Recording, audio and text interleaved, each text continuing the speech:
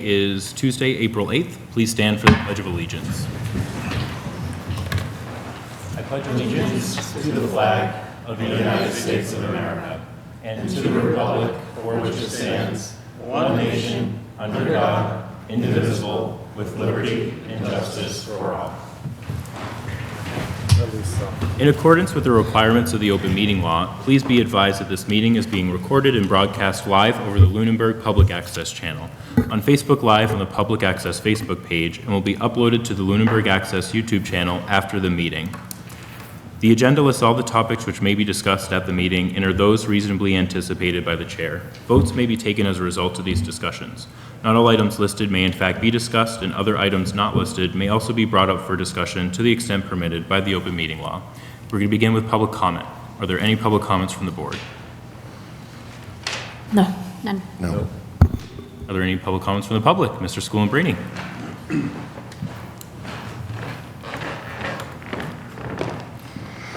I'm Anthony Schoolambrini, the elder at 5 Valley Road in Lunenburg. And I'm here tonight to discuss the Brooks House.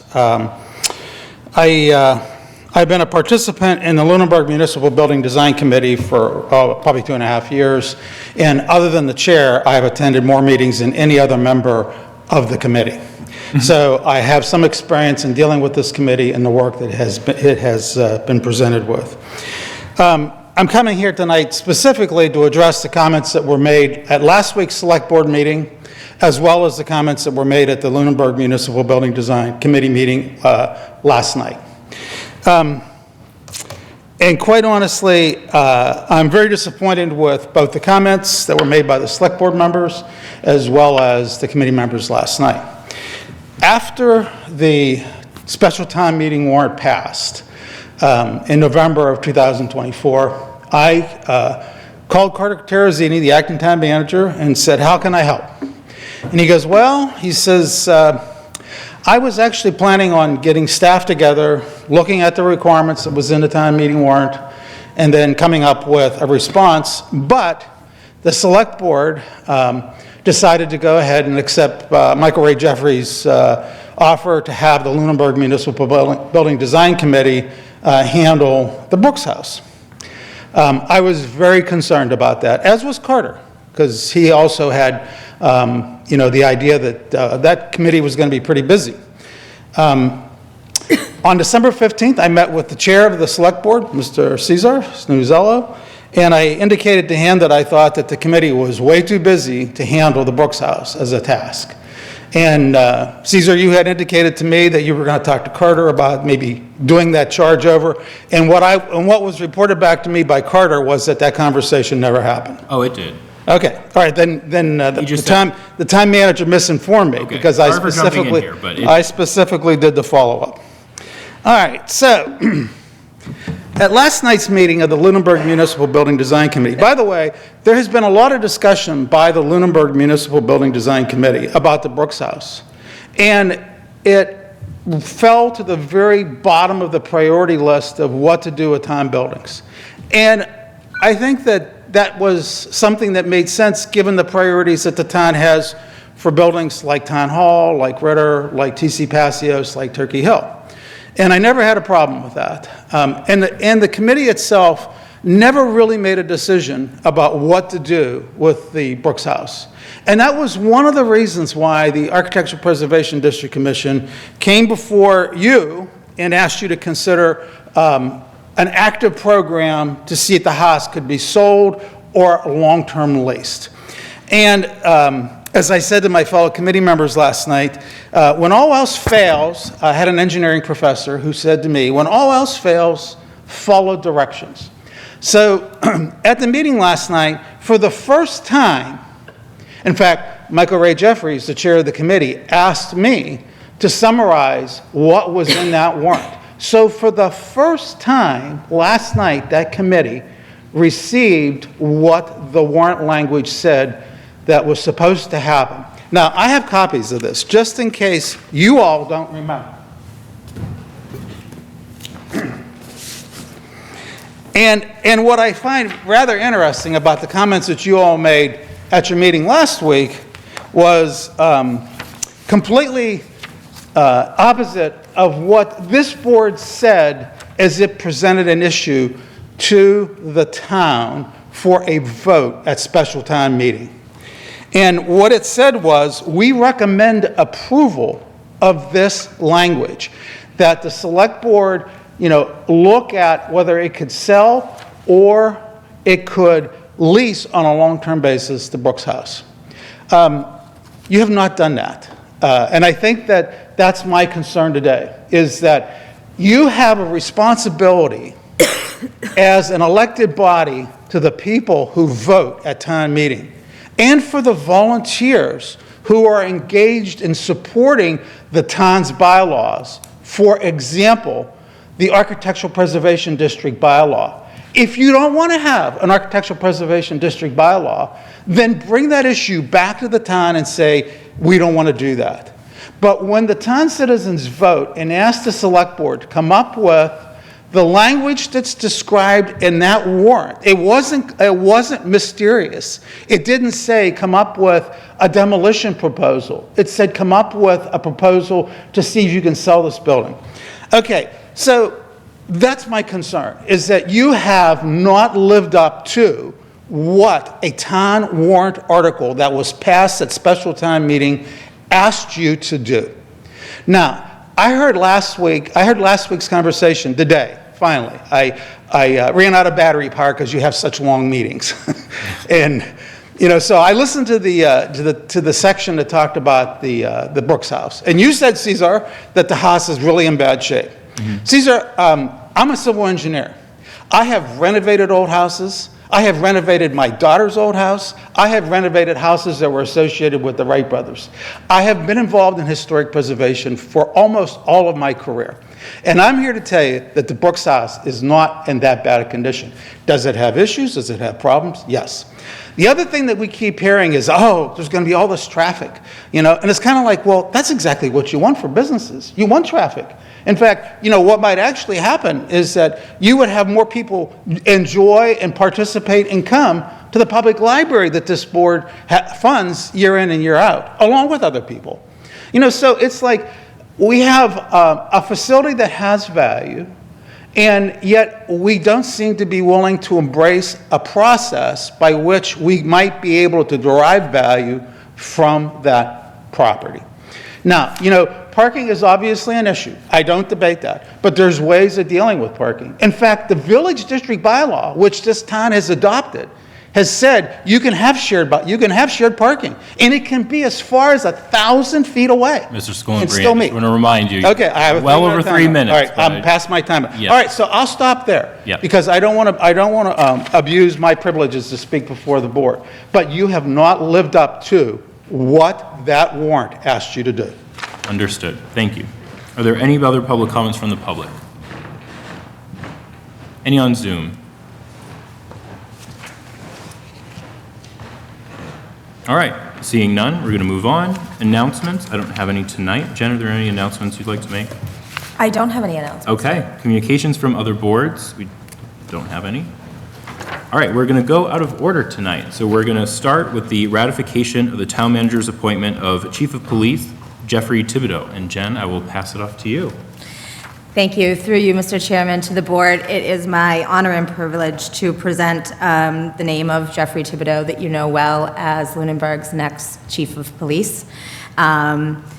Thibodeau has been a dedicated member of the Lunenburg Police Department since 2011. He has risen through the ranks, serving in a variety of roles for our community, including patrol officer, detective sergeant, lieutenant, and most recently interim chief of police following Chief Gamble's retirement. He holds a bachelor's degree in criminal justice from Fitchburg State, and prior to joining our department here, he served in the Townsend Police Department as a patrol officer and then advancing to the rank of detective. Throughout his career, he has completed over 40 specialized law enforcement training programs, further enhancing his expertise and commitment to public safety. For those members of the community that are not aware of the process, this selection was made after a thorough advertisement and with a screening committee that included the Groton Town Manager, Mark Haddad, Chief Bennett of Templeton, Chief Sullivan of Lunenburg, Deb Goodsell, and Dr. Burnham. I will say that Chief Thibodeau, Interim Chief Thibodeau, soon-to-be Chief Thibodeau, really rose through that process and has my full confidence and support as our next police chief. So pending successful contract negotiations, I would like to recommend this appointment and the support of the board for this ratification. Interim Chief Thibodeau, if you'd like to come up and say some things, you may. I don't know why you're still over there. Maybe you're a little shy. But I also want to note for the board and the public, if this seems a little less ceremonial than typical, it's because we're planning an actual swearing in and pinning ceremony next Friday. So we're really just getting this ratification done tonight so that we can start announcing the actual appointment after we ratify it, and then we'll have an actual ceremony next week. Yes, so that the board is aware, Yeah. the invitations are ready to go out. So we are having a swearing in and pinning ceremony next Friday at 6 p.m. To give the chief the full pomp and circumstance that he absolutely deserves. Thank you. I'd just like to thank the board and the town manager. Obviously, the ceremony will be at a later date, but there was concessions made for my brother who's in the United States Army and is all around the world. He serves as a colonel for the Pentagon, so he does travel a lot, and I appreciate that concession. Thank you. All right. Questions or comments from the board? I was expecting more of a rehearsal of what he was going to say. That seemed very brief, but okay. I mean, he must have it already prepared. For the ceremony, I'll have a full speech. We can. Yeah. I can stay up there for an hour. I'll just say for short, I mean, I was here when we appointed now pending chief, almost chief, whatever the title is, from now to Friday. You know, when we appointed him to the Lunenburg Police Department, he was an excellent addition, then came with great credentials. And to see him rise through the ranks, because of his responsibility and duty list, I mean, it's been impressive. Has excelled at every job, including ones that he did with Lunenburg. Again, as we talked before the meeting, Chief Thibodeau and I, that he did work for the FBI and DEA. So, I mean, I couldn't be more thrilled for your appointment here, and I look forward to wonderful things. Thank you, Mr. Alonso. Starting with you as a sergeant, and then as a lieutenant, and now as a chief, couldn't be more proud. And I know the work that you do firsthand, and I know you're going to do a great job. And our guys are in good hands. Thank you. I'm always excited to see how Lunenburg does such a great job training its officers, that we are consistently the most competitive, I think, when any of our officers are going for positions of higher authority. A lot of that is attributable to your leadership over the many years, so I'm excited to support this ratification, and thank you tremendously for your service to the community. Thank you.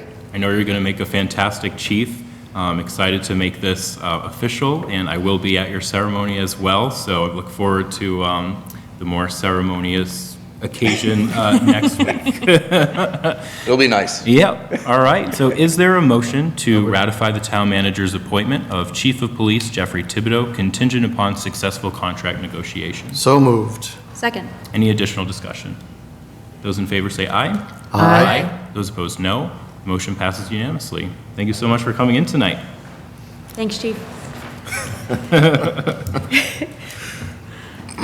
All right, so now we're going to jump down to scheduled meetings and hearings. And up first, we have a toll booth fundraiser request for the Fitchburg Leominster Shriners Club on June 7th in support of Shriners Hospital Transportation Fund.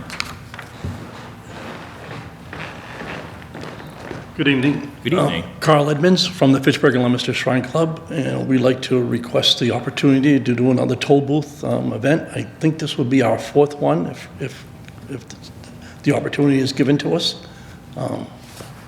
What we do is we just collect money we have like little pails, and we stand in the center of town. Mm-hmm. And we're doing it from 9 a.m. to 2 p.m.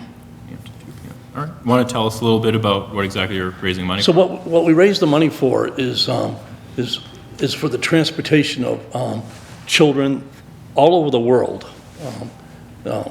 There's two different accounts. There's accounts for the hospital itself, the doctors and all that. And then there's also accounts that we raise money for just the transportation. You can imagine the specialized equipment that is needed to transport those children, and sometimes, it can cost, $50,000, $60,000 just to transport one child here to the States. All right, any questions or comments from the board? Is this rain or shine?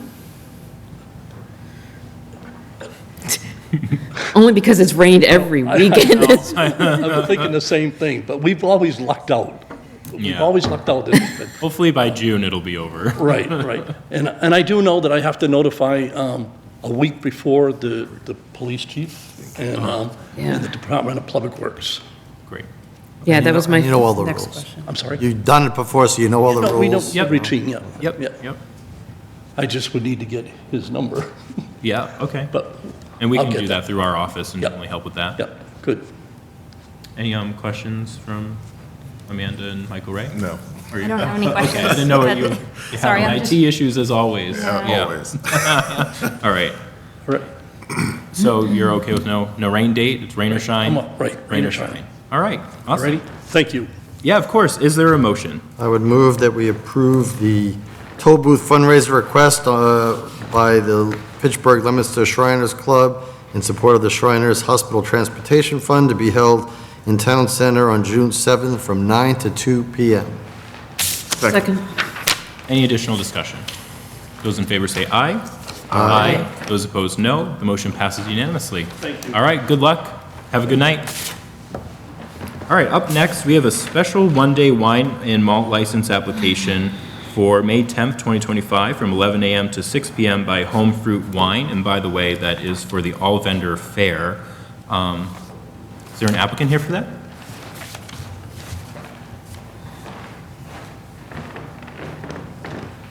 Good evening, I'm Lori from Home Fruit Wine. I brought a brochure in to share. Thank you. No, I didn't see it, so thank you. So my partner David and I, we own Home Fruit Wine in Orange, and we're trying to branch out more to the east. And we're doing different vendor fairs and events through the summer. And we found this one online, and we thought it would be a nice event to try to get involved in. It runs May 10th. And I was just trying to quickly look up a rain date because she mentioned a rain date. I think it is May 11th.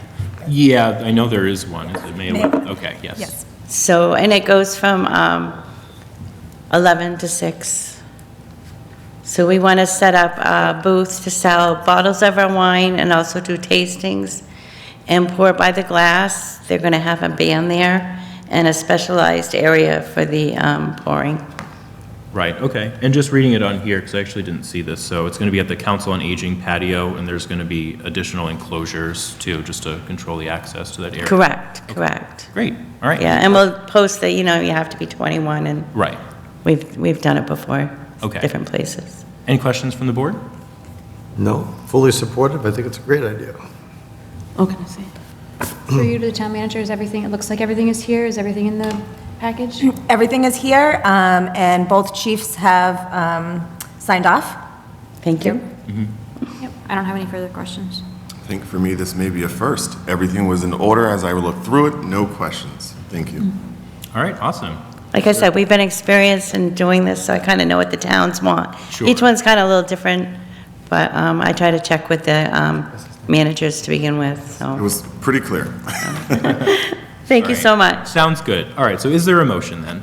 I would move that we approve the special one-day wine and malt license application for Home Fruit Wines for May 10th, 2025, from 11 a.m. to 6 p.m. Do you want to also include the rain date, just in case? And the rain date, I would assume it would follow the fair, so I think she believes the rain date is 5/11. I'll say 5/11, Second. May 11th, so. All right, any additional discussion? Those in favor say aye. Aye. Those opposed, no. The motion passes unanimously. All right, Thank you. I look forward to it. Good luck. Have a good Thank night. you, I hope to so see all much. you there. I'm sure you will. All right, we can sign those later. Don't waste time. Yeah, I know. All right, flying right through these. Up next, we have a peddler's license application for Paul, and I know I'm going to, Ciulli, I think. If it's Italian, it would be Cianciulli. I know, but I don't want to be that pretentious with it, so I kind of Wow. I compromised. I didn't realize that pronouncing his name in Italian from an Italian name was pretentious. Most Italian, like, I don't pronounce my last name in the fully Italian way. I think most don't, but maybe I'll be surprised, and if so, I apologize, Paul. So yeah, I'll pass it over to you if you want to just introduce yourself, tell us about your business, and why you're submitting this application. Sure thing. Thank you so much. Can you guys hear me okay? We can hear you just fine. Fantastic. And yes, Cianciulli, man, that's perfect. I had it. You nailed it. I actually say Cianciulli. My wife speaks fluent Italian, and she gets mad that I don't say it the proper way, as Cianciulli. But yes, my name is Paul Cianciulli. I work for Ecoloop, and we are a local solar installer based in Danvers, Massachusetts. And so I applied for the peddler's license here in Lunenburg to go door to door with homes that we identify as having good potential to produce solar on site. And the goal is to save homeowners money and do something that supports the environment as well. All right, awesome, thank you. And I do just have one question that I'll ask up first. So the application just lists you, I believe, as an applicant? Correct. Are you the only person involved in the company that's going to be going door to door? So no, we have a few reps that we work with, approximately around 20, but most likely it would be just me going door to door, particularly in Lunenburg, actually. Okay, all right. Any questions from the board? I have none. Same question I always ask, is everything here and Everything's all set. Mr. Cianciulli, if you choose to have other folks join you at the door, we'll have to come back and go through this process, so just so you're aware. But otherwise, this is all set. Right. Renee? So I'm looking, am I reading this right? The hours of operation, 7 days a week, starting at 9 AM to 7 PM? I wouldn't like someone knocking on my door at 9 AM on a Sunday morning. That's totally fine. I just kind of put a general span of time. I'm totally open to whatever your suggestion would be for time. I typically don't actually knock on doors Sunday at 9 AM, but I just wanted to give a good range. Just I wasn't quite sure how to fill that out, actually. I would offer, as a response to my colleague, that since you are in the business of generating sales, not losing customers, that you probably know that you wouldn't be knocking at somebody's door at 9 AM on a Sunday morning if that was Correct. your intention, to actually get a sale out of that. Fair point. Certainly. Any other questions? Amanda, did you have something? I was going to ask if the chief had reviewed it, but then I see Oh, that yep. he has. so- Yep. Mhm. Michael Ray? I actually had the pleasure of meeting Chief Thibodeau in person. Oh, awesome. Do I think the chief has a question? Yep, sure, coming up. Of course you may. I did meet with Paul. I went over his application. Everything was fine on his end. Some of the stuff that we're encountering is the use of drones. I don't know if Paul uses drones or not, but I would say that a stipulation would be that, only with the homeowner's approval.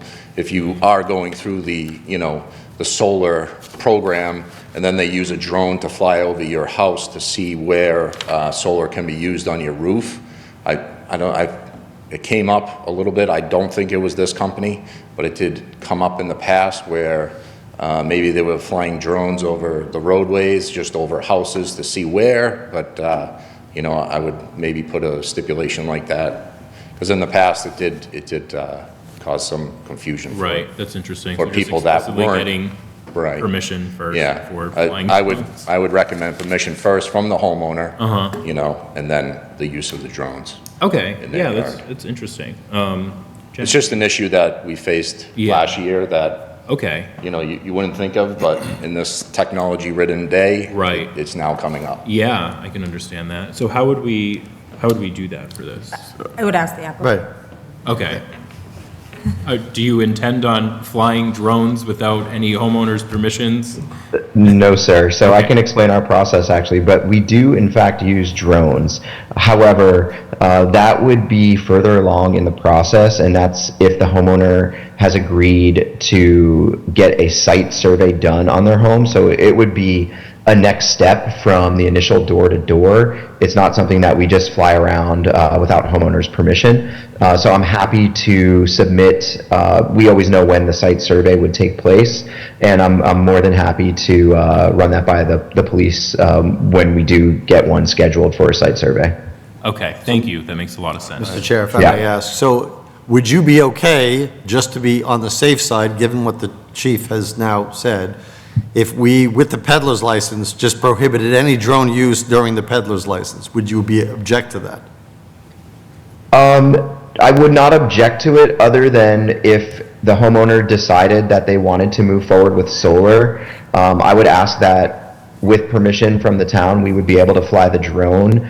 The drone footage is actually very important to get a better picture of how productive the homeowner's roof will be for solar, and also get an accurate picture of any obstructions, like if there's trees that aren't on the satellite image that we make the initial presentation with. Right. So it is very crucial, but it's certainly, I don't even bring a drone out ever. It's only when we get to the site survey stage, which is fairly further along in the process, and an agreement would have been authorized at that point. Well, that's what I'm saying. I mean, the peddler's license authorizes you to go door to door and sell it.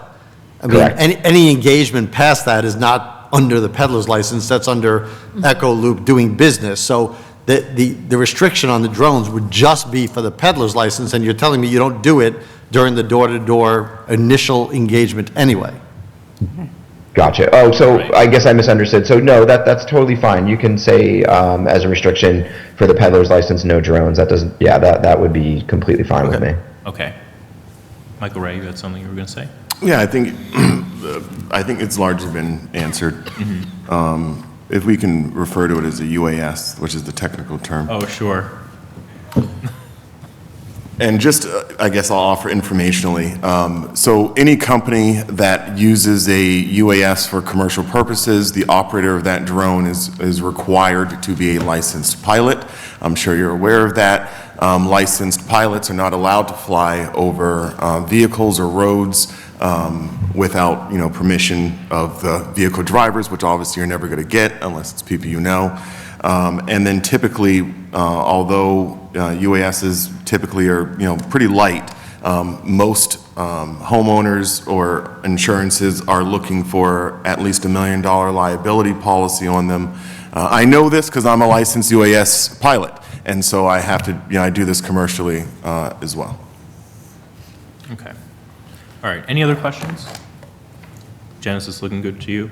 Yeah, I just wanted to clarify, are we good on the 9 a.m. to 7 p.m. Sunday to Saturday? If Mr. Chair, if I may? Yeah. I would like to exclude Sundays altogether. That's my preference. I don't think it's a day of business. All right. How do other members feel about that? Well, I would be fine with that if we were living 50 years ago. So I'm not okay with that. I think it's up to the applicant, and if you want to change the time, again, I don't think he's going to go in those times, but I don't feel a need to restrict him to, not do it on Sundays. Everything's open on Sundays if they want to be. All right. Anyone strongly opposed to Sundays? All right. That sounds like a no. Nope. All right. Any remaining questions? Is there a motion then? I would move that we approve the peddler's license application for Paul Chanchuli doing business as Echo Loop, with the additional stipulation as noted that no UAS flights are available under this, or permitted under this license. Second. Any additional discussion? Those in favor say aye. Aye. Aye. Those opposed, no. No? Motion passes 4-1. All right, Paul, thank you very much for coming in tonight. Good luck with your business. Thank you all very Good much. Thank you so much. Have a great night. You too. All right, and now we have a poll petition hearing for West Townsend Road, Plan Number 978-L, proposed new pole approximately 2,305 feet north of Howard Street and approximately 3,375 feet south of Townsend Town Line. And this is a public hearing, so I will ask the clerk to read the public hearing notice. In conformity with the requirements of Section 22 of Chapter 166 of General Laws, you are hereby notified that a public hearing will be held at the Town Hall, 17 Main Street, 2nd floor, in the Joseph J. Bellata Meeting Room, Lunenburg, Massachusetts, on Tuesday, April 8th at 7:25 p.m. upon petition of Fitchburg Gas and Electric Light for permission to erect or construct and a location for a line of wires, poles, and such other fixtures as may be necessary to sustain or protect the wires of the line for the transmission of electricity upon, along, across, or under the following public ways of said town. This location approximately as shown on the plan attached. Floor is all yours. So, John Kimball, representing Unitil. So this is for a new home, 433 West Townsend Road. They're going to be building off of this driveway right next to where 39A, the proposed pole, is denoted. We have all the driveways. Basically, it's so that we don't create an aerial trespass. So you have pole 40 and you have 39 that are too far away to be able to be utilized for this address. So that's why we're requesting to be able to have a new pole installed. All right, any questions from the board? Not a question, but a comment that after many, many years of working with Unitil and going back and forth of what we require, like, this is what we need all the time, this is perfect. Shows me all the driveways, all the existing things, very clearly explained. What should be a 10-minute thing is now a 10-minute thing and not a, oh, you didn't file this and we have to come back again another time. So I want to take the time and appreciate all the work and looking for what we need and taking that advisement and making this really easy. Thank you. Hear, hear. Renee? I only had one comment. The new pole looks like it's pretty close to the edge of the driveway compared to where the existing poles are. And that is going to be their driveway. Yeah. Yeah, and it's going to be roughly, well, they don't have much room to work with. That's why I chose that side. I guess they're okay with that being And- there. They're not worried about their teenage kid coming in and hitting the Well, pole. not Not that that's never happened for before. the next pole and lining up all the other poles. Yeah. It needed to be over there, otherwise we were gonna be zigzagging, and that's gonna add cost and strain on the conductors and the poles. So the new homeowners know where this is proposed Correct. and they're okay with it. Yes. Any other questions? All right, this is a public hearing, so anyone from the public want to come up and speak? I am not seeing any. All right, so if we are all set, is there a motion to I'll Yeah. move to close the public hearing. Second. Any additional discussion? Those in favor say aye. Aye. Those opposed, no. The motion passes unanimously, and the public hearing is now closed. Is there a motion on the request here? Move that we approve the poll petition for West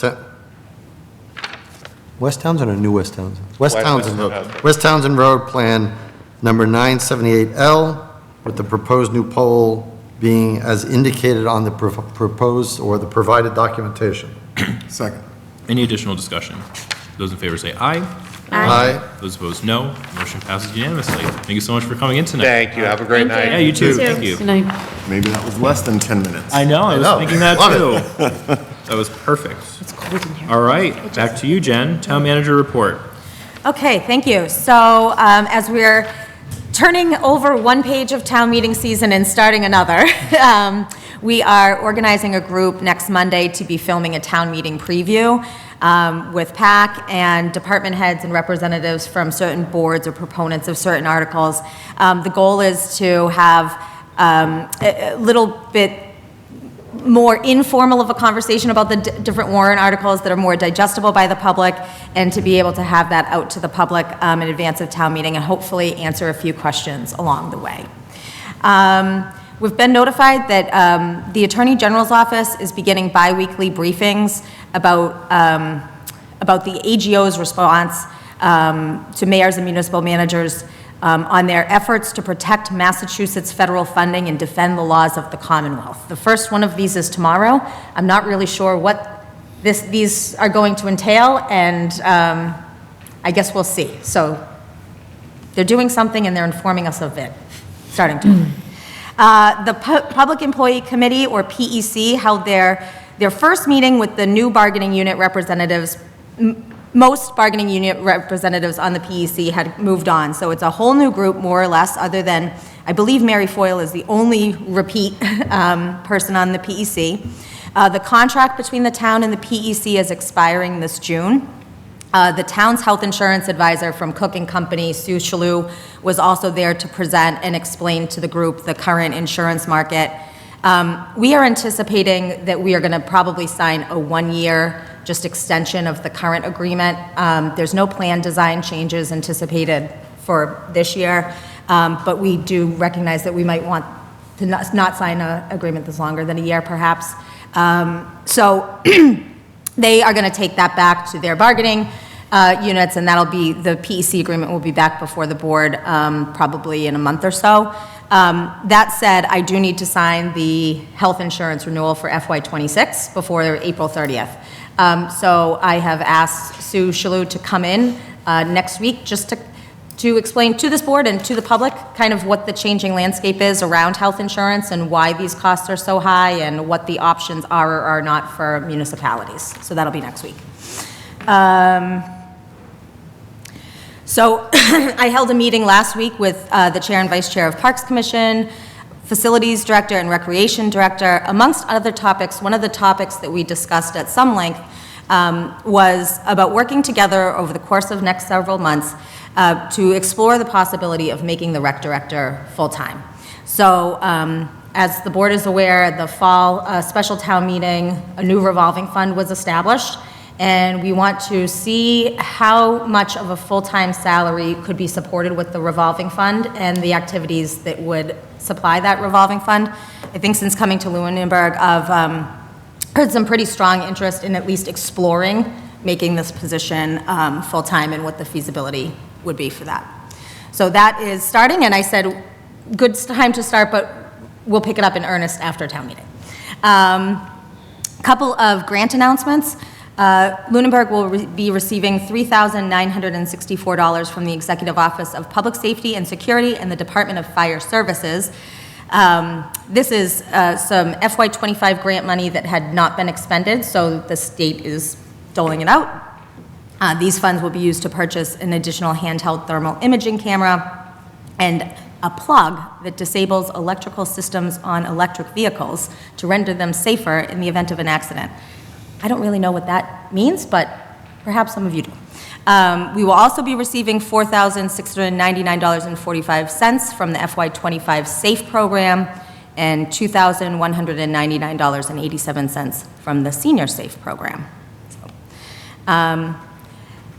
Let's see, I had informed the board that we have been notified that we need to begin the ascertainment process, the cable licensing renewal process. It's a several-year process, and that I'd be keeping you informed as we go along. And I do have a meeting scheduled with the chair of PAC, who has been involved previously, to discuss that. I understand Mr. Alonso was quite involved in the last licensing.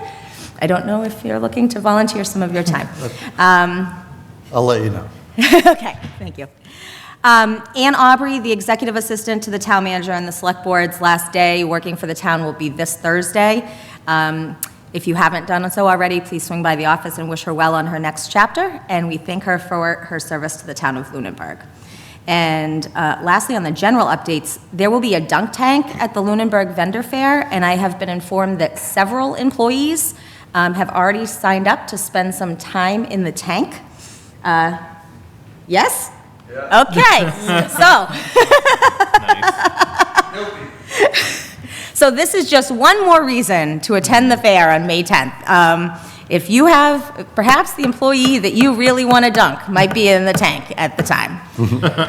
Okay, next up, so a little bit of a non-update on the Flat Hill Road Bridge closure. We are still waiting for the underwater inspection team to be able to get into the water to inspect that before reopening the road to the public.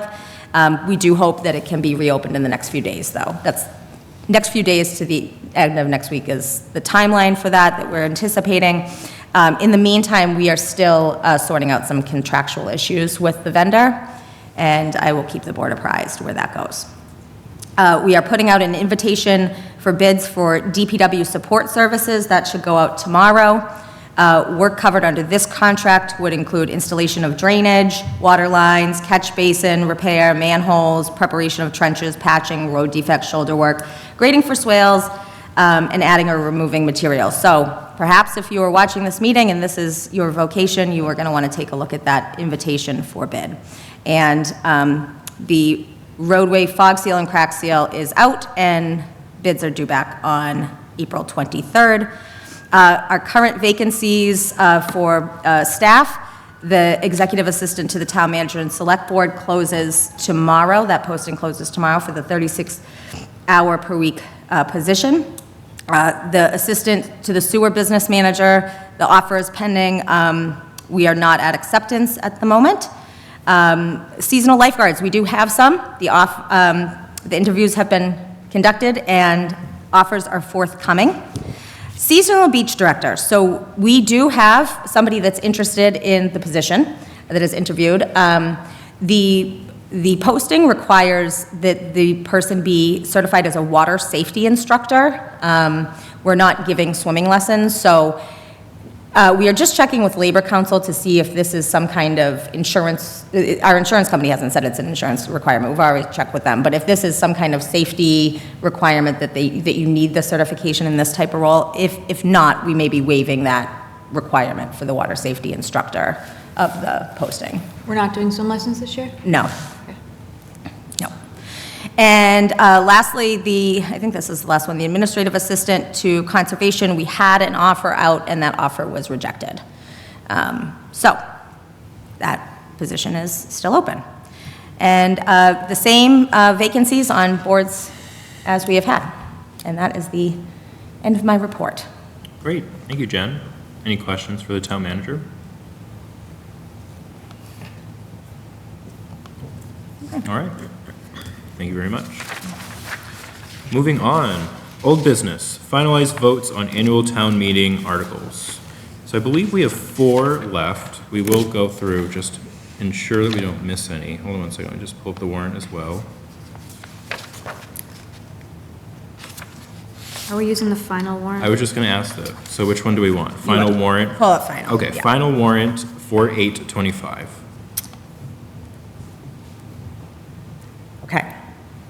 So do you want me to just jump to the ones that we're still waiting for, or are we going? Article 8 is the first one. That's fine, yeah, okay, Yeah. we can do that. All right, so let's go down to Article 8.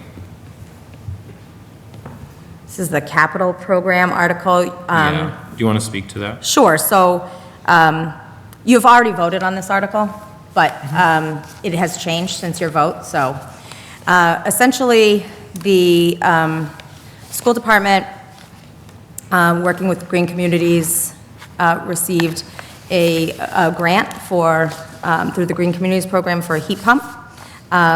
In order to qualify for that grant, they needed to also purchase a central control system. That control system was on their FY27 capital plan, but in order for the town to be able to continue to go after funding through the Green Communities program, you need all of the prior grant awards closed out first. So this issue kind of raised at the last school committee meeting, and we already had scheduled on Friday the meeting between the chairs of the Select Board, School Committee, FinCom, myself, and the superintendent, and we discussed options at that time. The option that was recommended and that was brought before the school committee last evening was to remove the 4 school-related capital items from the FY26 capital program, and to, in their stead, place a portion of the $170,000 that's needed there for the same dollar-for-dollar exchange of capital item, school-related capital items. So you will see that on this new chart, the school capital items have been removed, and placed at the bottom is the primary school heat pump system, local funding for Green Communities Award in the amount of $146,865. So the delta to get to the 170, the school is going to have to figure out where they're drawing that from. But I do think that this is, where it is supported by the school committee, they voted last evening. I don't think I would substitute my judgment for theirs in this case. It really is a switching out of priorities between 2 fiscal years. So it's taking their FY26 and their FY27 and essentially swapping them. Capital Planning Committee had just heard about this, and we have not met, so I don't know if the chair will call a meeting. I would assume there will be, but I'm not a predictor, but I hardly believe that anybody's going to object to it. It's the school, but once again, this ain't the way it's supposed to work. So I have 2 questions. One, the delta, the 20-something thousand, is that, you may not know, is that dependent on the schools getting the free cash at town meeting? They can draw that from a multitude of their accounts, maintenance accounts, they can draw it down. I think the expectation is that this project gets completed, right, so that we can, through the summer, and I think that was the statements that were made last evening, right, that this project. They want it done, obviously, while school's out. I mean, Right. They want it done before. And so the next round of funding would be in the fall. Yeah. So my other question is, I assume that the original bid for this project was done last fall, because that's when the grant was submitted, that's when capital planning met. Do we, I mean, you have a decent, it looks like, 69,000 contingency in here. Are we, is this going to be bid again, or are we worried about it going a lot higher? So the contingency that's in the capital article is spread across, this is for all of the. I know. 26 capital plans. So I just want to say that if anybody's looking at that as the answer for this one particular project, I would say that that's probably not something that could be guaranteed. That said, I was not involved with the Green Communities meetings. Those, I can say, having been involved in prior ones, you usually have an engineer involved and who is helping you put the application together with the consultant. I can't speak to what procurement or what studies or what the school department has gone through, though, to know how sure those figures are. I can say that there's been no bid on this. Right. So, I don't know where the My own- estimate came from. Yeah, my only concern is it comes back Yes. significantly higher, and then what do we do if they can't fund it? Do we Well, that's, put back all the requests on the capital plan, or, I mean, what happens? I don't know. I think that you really, until bids hit the street and you are starting to open those packages, you don't know. Could we know by town meeting, do you think? No, they could, no, no. I mean, we're not even going to know. Any of Because some of, this is all equipment-driven, and given the tariffs, we don't even know. I mean, mini splits the major brand of mini splits is Mitsubishi. So I don't know where they're made and what the cost of them is going to be, even with Or the the quotes they timeline. do have. So, I will say, for the other projects on here, on this list, that also need to go through the procurement process, we don't know for them either, right? But this one has a really tight time, I mean, if they wanted the project done this summer. Yeah. Kids go back to school late August, right? Yep. Mr. Chair, I saw the school committee meeting last night, and it was brought up, and I would like to know if we can get it before town meeting, but certainly before the next capital planning. I'd like to know when it was noted, when somebody raised the flag that the bid and the grant that they received had another thing that it relied on that required this change to happen. When was that known, and by whom, and why wasn't it known sooner? I'd like to know that, because we want to avoid this going forward, especially with anybody applying for green community grants through the Green Communities Committee. All right, I guess we could look into that. Yeah, I mean, I did try to reach out today through email to Mr. Blatt of the Green Communities Committee. I think he probably doesn't check his email as frequently as some of us may, but perhaps he might be available to come before the board and Yeah, kind of yeah. explain the process as well and help to clarify any misunderstandings that may be out there.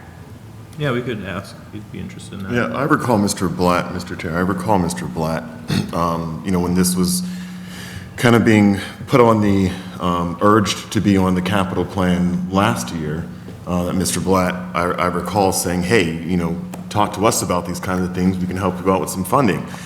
So, whatever the application was, I have to presume that it occurred in the fall, and was relatively recent. But to Mr. Alonso's point, I think that is definitely worth understanding.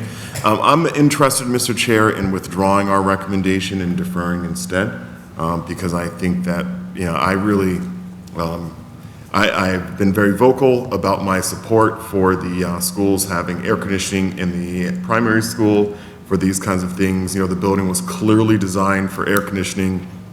I have concerns about the amount of penetrations into building facades that come with, this many heat pumps, as I recall, their plan for this, and that it was kind of internally pulled together in terms of how they came up with a dollar amount on it. But, I think I've been consistent that I support AC. I don't know if this is the best way to do it. But I do think for me, this process changes my overall recommendation. Okay, thank you for that opinion.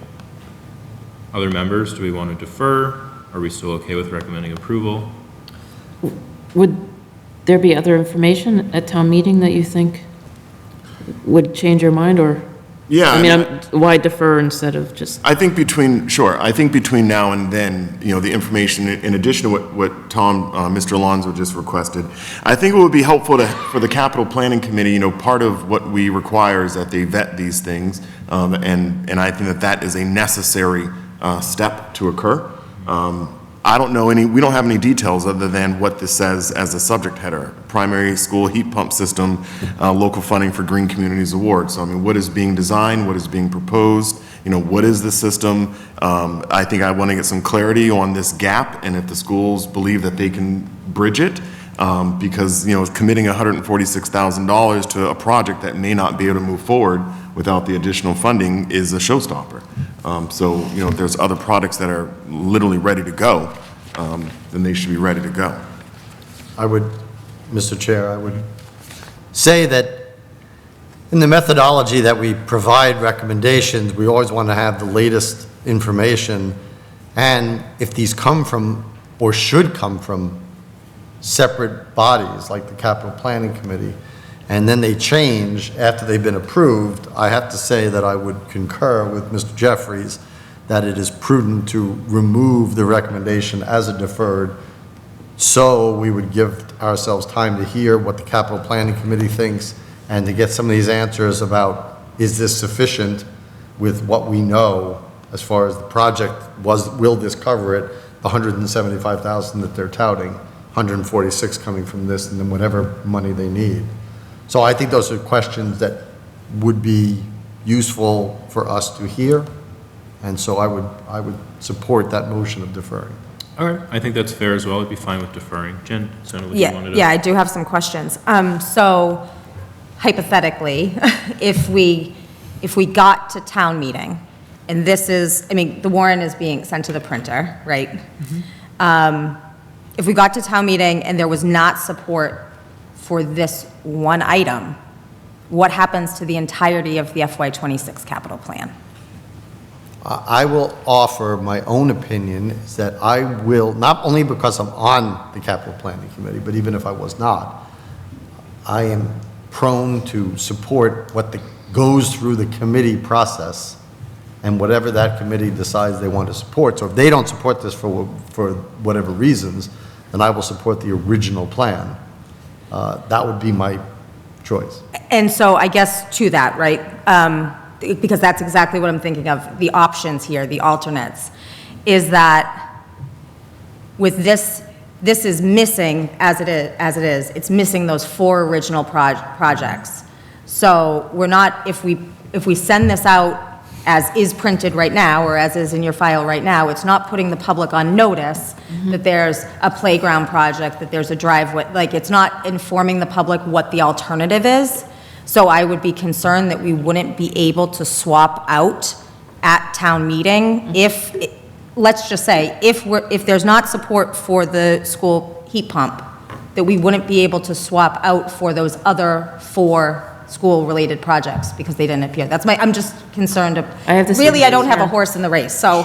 Would you want to see, I know we're really cutting on the wire here close, but would you want to see if there's a possibility of adding language on the bottom of the table of those 4? I do not requests? Do you think that I would- can get an answer back Yeah. from legal counsel on this before this needs to go to the printer Yeah. tomorrow. That's, unfortunately, we are very tight of getting this. Yeah, it has to go out tomorrow.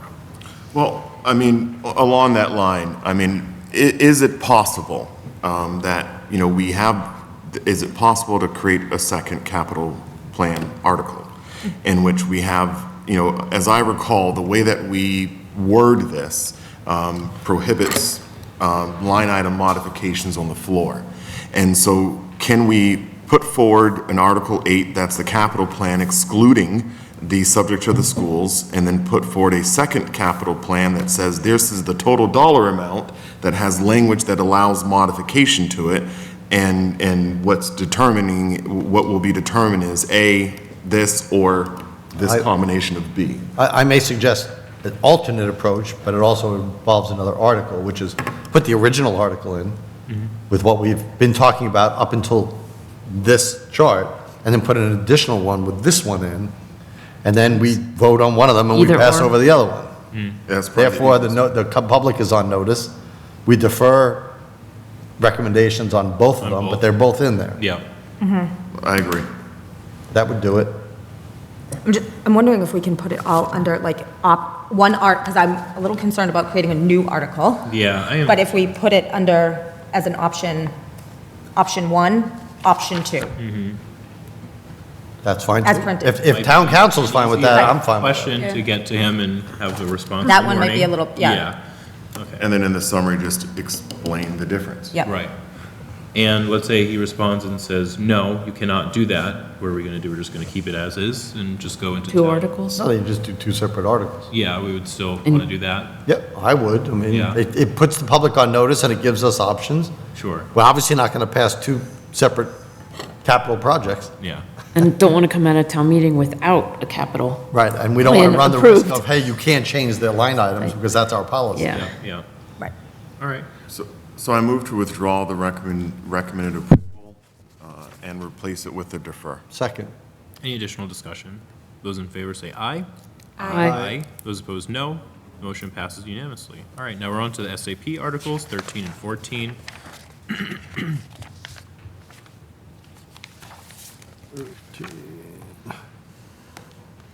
And I don't remember exactly why we passed over this. Do we just want time to digest Julie's presentation? Was there more information that we I had requested? asked, yeah, for a little bit more information, which she had sent out. Okay.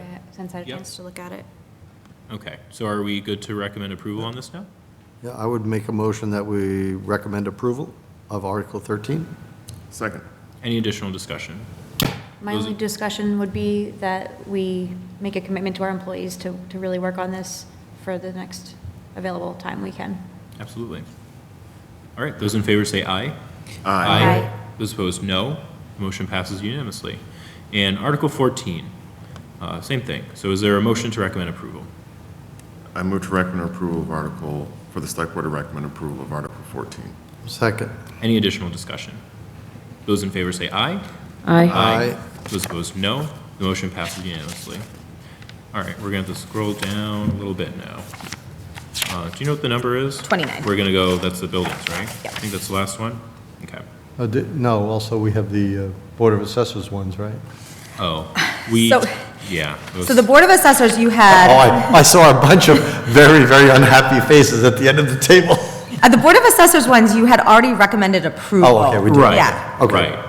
Okay, good. It's just, the language on this got changed today without, the chair of the board did his best to change it on his own today. So that was the face of the very last minute changes to this. And what articles are those? Those two, so Article 29, we moved the 2 debt exclusions up a little bit forward, not all the way at the end, so, and then that Article 29 is the municipal building, Articles 32 and 33 are the exemption articles. Okay.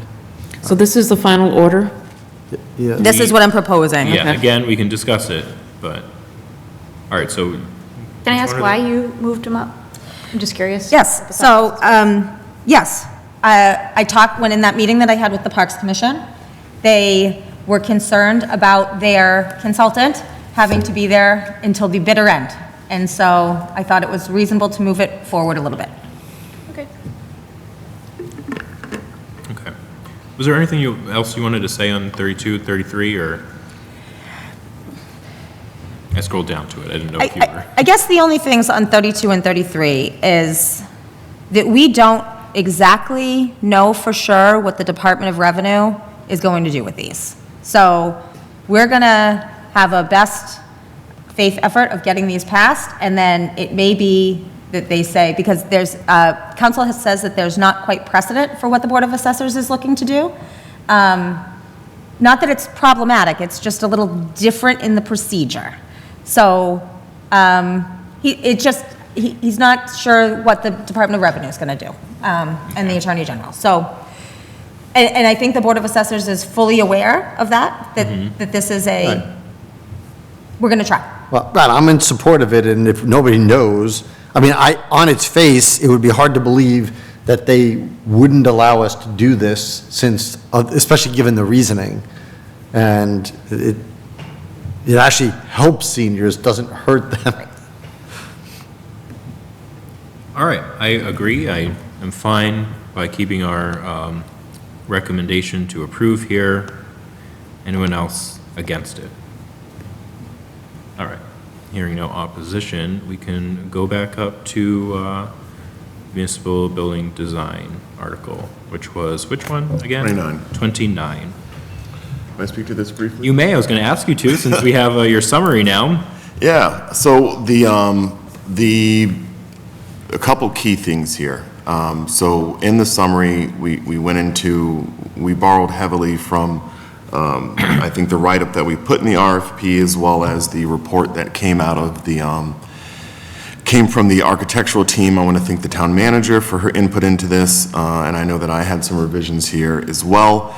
Overall, the committee intends over the course of the next couple of weeks to have a few open houses in which we are going to coordinate with the town manager and Chris Ruth to allow the public to come into some of the spaces that people don't normally see, like the basements, the attic and town hall, to be able to get into Ritter Building and really be able to see what these buildings look like in their current condition. We will have some pamphlets and handouts during that time. Mr. Roy has been generous in offering to do that. And then for town meeting itself, we will have storyboards, and the architectural team that we work with, they did prepare several slides for us to be able to turn into storyboards for this. So, you know, I'm thankful for the work that everyone's done, all the committee members to get to this process. We will have a presentation at town meeting that will also, I think, educate the public on what the process is that Massachusetts requires to design buildings.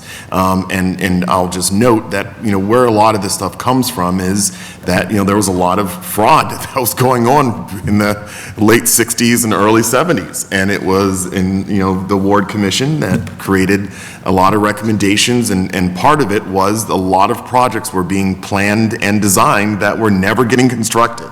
And so they were just padding the pockets of a lot of people. And so the way that the process is designed now is to allow, you know, decision points along the way. So that way you only get so far in the first stage of this schematic design and give the people enough information to decide, are they going to commit to kind of keep that project moving without, again, giving someone millions of dollars for a product. So I think that part of this is, you know, we have to educate the public on the problems that we're trying to solve, on what the process is. I know that some questions that people have asked is, you know, what are the operational cost of the building?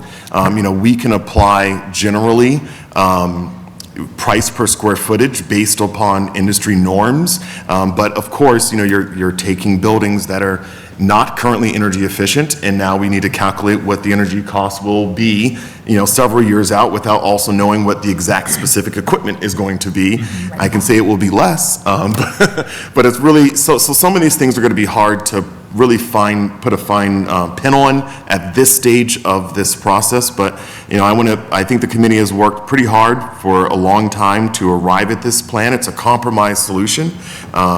Certainly if I were to design this myself, this is not what I would come up with, but I think it's a compromise solution that the committee feels really good about. So a couple things noted in the dollar amount here is when this board received its presentation from the architectural team, there were a couple minor modifications to the contingencies that did drive the cost a little bit, so that way we could account for a little bit more of the known unknowns, like the hazardous material abatement that we know we need to do. Also, we were presented with 3 different contingency options. The board committee expressed interest really in only one of them, which was the photovoltaic canopy option. And so, in the current funding schedule, the federal government is supposed to be offering payments for 75% of these types of municipal projects. We also believe that there's other grants opportunities that are out there that we can take advantage of, similar to like the parks. Once the town commits, then you can apply for several of the grants that may be out there. So this does capture the cost of 25% of that photovoltaic canopy, with the assumption that the remaining funds will be made up in grant funding or other funding sources. All right, thank you. Any immediate questions from the board with all of that? Yeah, so do we know the impact to the taxpayer? The parks gave us a number, I think. Yeah, it's approximately $303 a household, and I think the town manager's going to pull it up because that was what we had looked at before. For how many years? For 20 years. 20 years? I believe that was a 20-year number, but I'll wait for the town manager to pull it up. But we had a couple different scenarios, the 20-year, the 30-year. As we talked, and I mentioned this at the Finance Committee meeting, that we do have some debt that's falling off. So we were kind of looking at it from, we want to tell the voters what the actual impact is of the project, not necessarily what is going to show up in their tax bill. Because again, as you get $150 coming off and $300 going on, it's really only a $150 ad. But I think it's more clear to tell the public what the actual ad is, because typically debt gets replaced with new debt. So you have in your packets the Finance Committee report, which has this as well, but the direct answer to the question is, on the average single-family household, which has a valuation of $504,937, $505,000, it would result in an increase of $288 a year. Okay. And that's not including the debt that's falling off. That's taking into account the debt that's falling. It is. Oh, it is? Okay. Yep, this is based on our current debt. Okay. So, Wait, It, now I'm confused. That is just the impact of the project itself. yes, It does not, Okay. yes. it's not an illustration of, as Mr. Jeffrey said, debt that might be falling off. It's not the net change. It's Correct. just if this was a full Correct. project. Okay. So 288 is just the price of the project? Yes. Not doing any math Yeah. with debt coming off? Based on a $505,000 home. Right, Got it. all right. Okay. And what is that assuming as far as a loan percentage? I thought it was about a little less than 5%. I thought they said it was like 4.9. Let me pull that up, Okay. Mr. Alonso, because we do have that information. Did you say the Finance Committee report was in here? Yeah, in the, Yeah, which folder? Is it in the if you go in, booklet already? no, if you go in budget, Oh, okay. and then that folder, updated Lunenburg Finance Committee annual report. Oh, about an hour ago, that's why I didn't see. Yep. Oh, cool. Let's see. What says Eisenthal? Is that right? Budget? No. Look right. It says, Oh. was it Eisenthal? Eisenthal? Yes. Yep, I was thank you. gonna say, I have no idea. who I know, that I'm is. sitting here looking it up as well. Yep, it was David Eisenthal.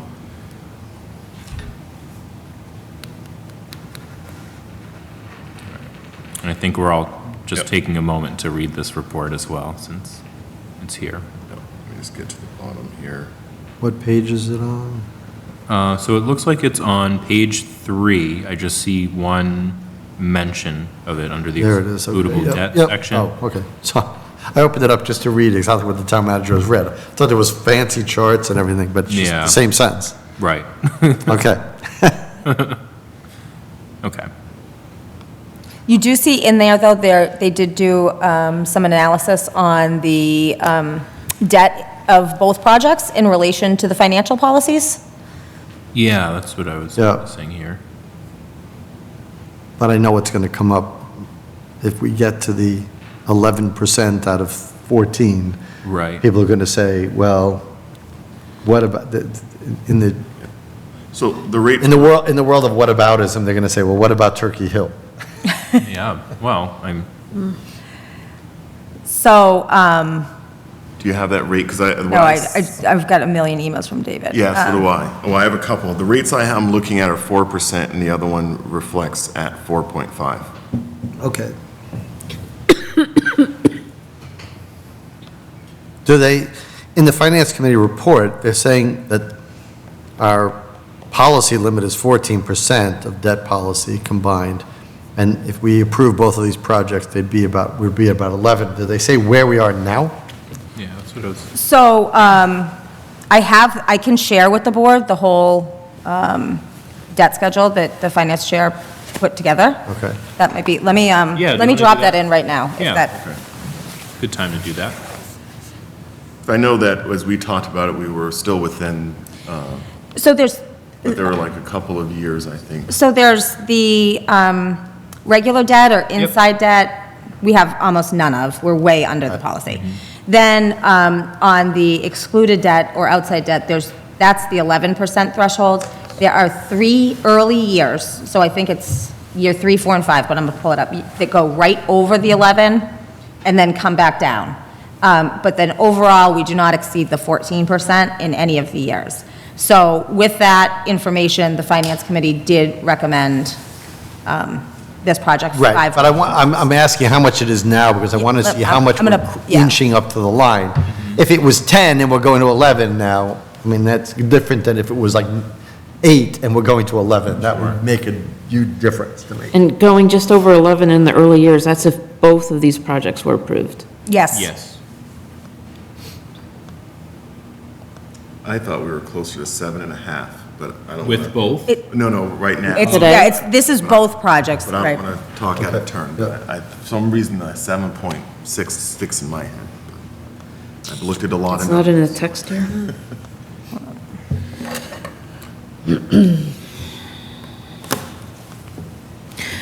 Well, maybe while town manager's looking that up, because I think I missed the meeting that you presented, the whole Yeah, plan. that's right. So, We did put the full document that was prepared. yeah, I have the document, but the things, so, the thing I like the most, and I value the most, is having town and school central office all under one roof. Yes. Co-locating. That's like the number one thing to me that I like. The things that give me pause are having ACE in the new town hall. I know the administrator of that program needs to be co-located, but I don't understand if there's a need to have the school central office co-located. So that's a total blind spot for me. I don't know if the school committee voted on this or not, because the other thing in my mind is, well, we have a new superintendent coming. Are they going to have a different outlook on this? It just feels funny to me to have ACE in the public building, adds more security and things like that. And then if it wasn't there, then the whole space is a different issue. The other thing is, well, sticking with the new town hall, digging the basement for PAC. I just, not knowing what we're going to uncover and if that will add cost. You know, what's ledge and everything else. I mean, I heard talk of, you know, having test pits or whatever testing is done to try to find those things out. But this building, I thought I heard you say, because, so this will be all meeting rooms. It's a meeting house. During the day, is it occupied? I thought I heard you say there may be uses during the day and possible revenue sources? Because the thought of having this building largely vacant all day and keeping the heat on and whatever, that seems really wasteful to me. So I'd like to understand more how this space would be used instead of just board meetings at night? Yeah, so I can answer the first part and the second part. So, the ACE program, quite frankly, Renee, it gave me a lot of pause. It gave the entire committee a lot of pause. I think that we all couldn't wrap our head around why the school department was advocating for what we saw as a largely school kind of function to be located in an administrative building. It just didn't kind of follow. The superintendent was adamant, as was in our interactions with her, multiple conversations. This was one thing that we kept pushing on, because it just didn't make sense. And the school department, and I even met with the district office on their space needs as well as this point.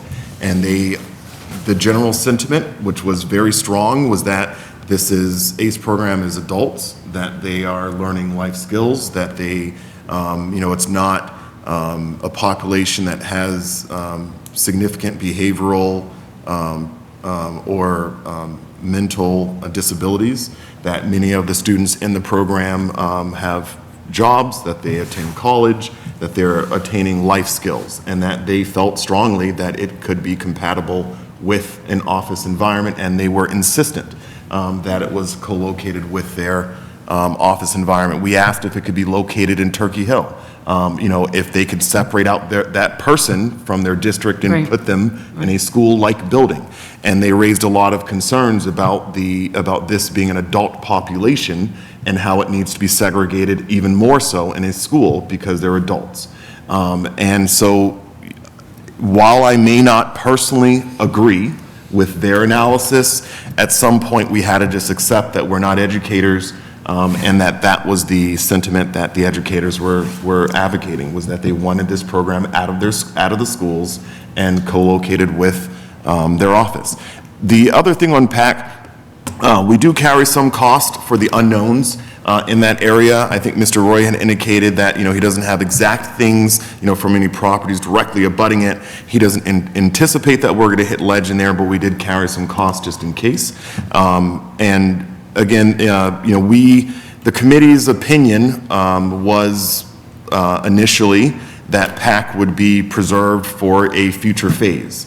And if you may recall, in the process of this, I kind of raised a couple of alarm bells and said, hey, let's let this board opine on what we should do with PAC. This board offered the advice that we need to accommodate for PAC in this phase. And so looking at the best way to accommodate for PAC, knowing that their request was no windows, that they, and then after meeting with the Historical Society, who's in that 30 School Street, we have an easement with them, they were very much so opposed to a building being erected on 30 School Street that would look like a box, essentially, without windows. And the most cost-effective way to resolve or to address the PAC in this phase was to dig. Digging is much cheaper than building. And so we met with the PAC several times to ensure that this plan could work for them. But there are some unknown costs, and again, we carry contingency, and I think that if all goes well and we don't run into those issues, then we will be returning some money to the taxpayers, so to speak, or the product will be coming in below what the estimate is. But there is, as we note in this delta here of this 18, the actual project is, 18 million-ish, and, we are carrying a notable delta here to account for some of the known unknowns. And what about this building? So, in this, thank you. In this building, the vision was that this building, we would save energy by it not being heated and cooled all day long. It's not heated well right now, look at them in. Oh, it's terrible. It's terrible. I mean, it's so cold in here at night. And we all know that. I mean, I'm sure with the new roof that when you go upstairs, hopefully you don't look outside anymore. I think the vision for how this building would be maintained was, energy efficient heating system that has zones for the different rooms, so that way you don't need to heat the entire building or cool the entire building all day long. I think the day uses were, in the new town hall, we don't have conference rooms. And so I thought there were a couple added. there's a couple in the, we For don't little have- team, like for teams. We have some small areas in the land use area. The town manager has a conference, small table, and the superintendent has a table. But, for the meetings like with the town manager does now, every Wednesday or every other Wednesday morning when the whole team comes, they all sit here and all the chairs around it. This would still be used for those types of purposes. So when you're having those, like all department head type meetings, if the school department were to have all their principals in for a training seminar, so this would become almost like the training center. It also would have the potential to be rented out by members of the community for some of those different purposes. An art studio, that was one of the things we kept hearing was people want to display their art. Is there a room that they can rent for it? And those kinds of things could generate some income. So the vision there was that the building would be utilized during the day primarily by staff, and that in the evenings it would be utilized primarily by the community. And not just meetings, it was also like community groups. We know that with losing the building down here, there's a need for more support group meeting spaces, as well as some of the nonprofits that meet. So the department head meeting, there isn't a conference room, there wouldn't be a conference room in Ritter large enough to have No. a department head meeting? No. However, and that was intentional. One of the things that we were thinking about was heating and cooling costs. And the main driver was we have existing square footage we wanted to maximize the use of, but putting a conference room into the new Town Hall Ritter building makes it attractive to utilize in the evenings, which means now you're heating and cooling an entire building, hall common areas, hallways, bathrooms, so that way you can use one room at night. And that Unless you was, say it's not available at night, that town hall's locked up. well, it will be. You have this whole building.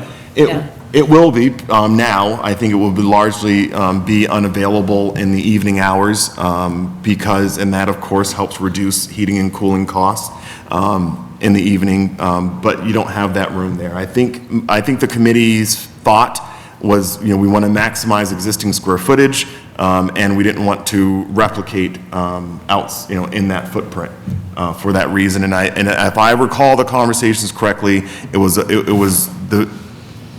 the building would have had to get bigger, and we were mindful of the cost per square foot being about, $500-600 now, that you're building a room that is expensive, that you're going to be, for what gain, essentially, and the gain is you have everything here. Can I piggyback on Yeah. one of those questions? Is the plan still the version that had potential, I think you guys were using future-proofing in here with potential offices if we needed the space? Yes. Yep. It still accounts for the future-proofing. There's adequate space planned into it that allows for a couple areas to be converted over into offices. Same thing in this building. This is what I was talking about. Oh, this building, yes. Yeah. So there's future-proofing on the first floor, especially, that allows for, I think, 2 different rooms that could be converted into office space and won't have a conference room function because they are too small. And these smaller rooms were staying, or did that Yeah, change? the configuration changes when the elevator or the lift changes in this area of the building, and then I think it also had a change on this side too. I'd like to get rid of the stage for what it's know. worth. So can is there still flexibility in changing the design? Let's say the new superintendent does not want ACE over there, Of course. or something else is decided other than meeting rooms here. So there's 2 critical things I would note. So the ACE program, the way that space has been configured, it's a large open room. It certainly allows, and the conversation that I had with the school district was, I personally encourage them that when they plan for whatever they're going to do at Turkey Hill, to plan to accommodate ACE. Again, I think I've been pretty consistent, it doesn't follow, but that this space becomes prime real estate to convert over into office space. So what is now basically the land use area inside of the Ritter building, that would be where the ACE program would be, and then they would have that kitchenette area in the lower level area. That kitchenette area in the lower level area could function as a secondary staff break room in the future, but that larger room that the land use area is currently in could accommodate, I think, somewhere between 4 and 6 staff members. And so that becomes their expansion area, is relocating the ACE program, or when they redo Turkey Hill, building out a segregated portion of the building to accommodate for the ACE program there. All right. Real quick, let's segue back to Jen. I think you pulled up the debt schedule. I did, right? so, and it's in your, if you want to look along, it's in under the town meeting warrant folder, debt schedule. But, so currently, the total of the excludable debt against the 11%, we're at 6.87%. By 2027, that goes up to 9.86, and then the 2028, 2029, and 2030 years, it's where it tips just above at 12.27, 11.81, and then comes down to 11.22, and then by 2031 is at 10.83 and continues down from there. And what's our starting point right now? 6.87. So that's a sizable jump. And then, but this, again, this is based on both projects Right. being built with no grant funding. Like, I think both projects, there's been talk of grant funding, so.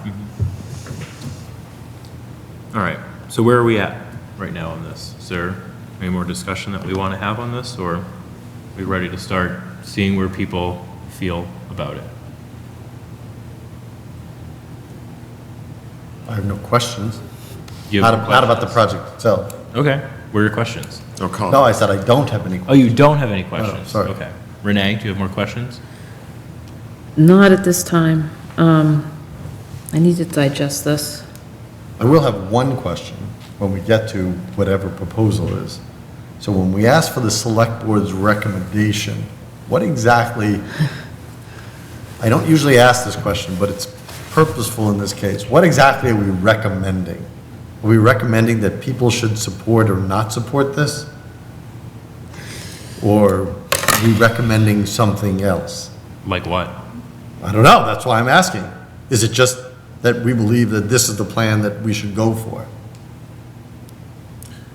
I mean, I would imagine that's Yeah. the case. So I think, I think we are recommending that this plan advances. There's a couple of things, in the next phase of the planning process, when you get to construction documents, I think you have to stay true to the voters. If you give them some renderings, you need to be relatively close to those renderings and what the final product is. But there are modifications that get made. There are changes that get made along the way when you go through that more detailed construction phase project. When you start talking about wet stacks and other things, it starts changing room configurations a little bit.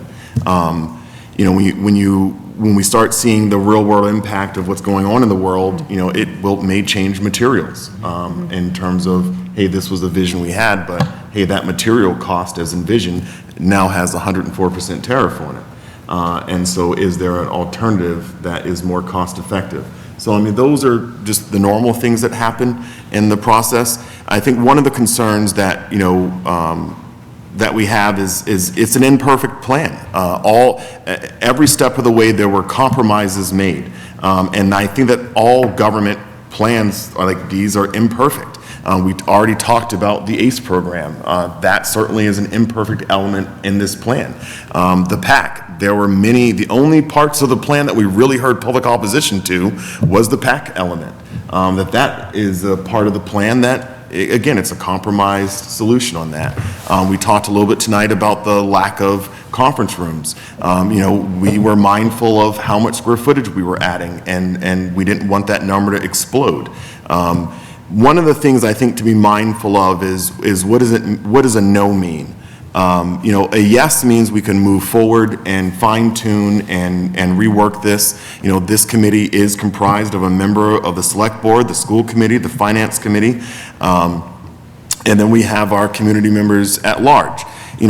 A no, so a yes allows a project to keep moving forward. A no, what it does is says, hey, it's not good enough.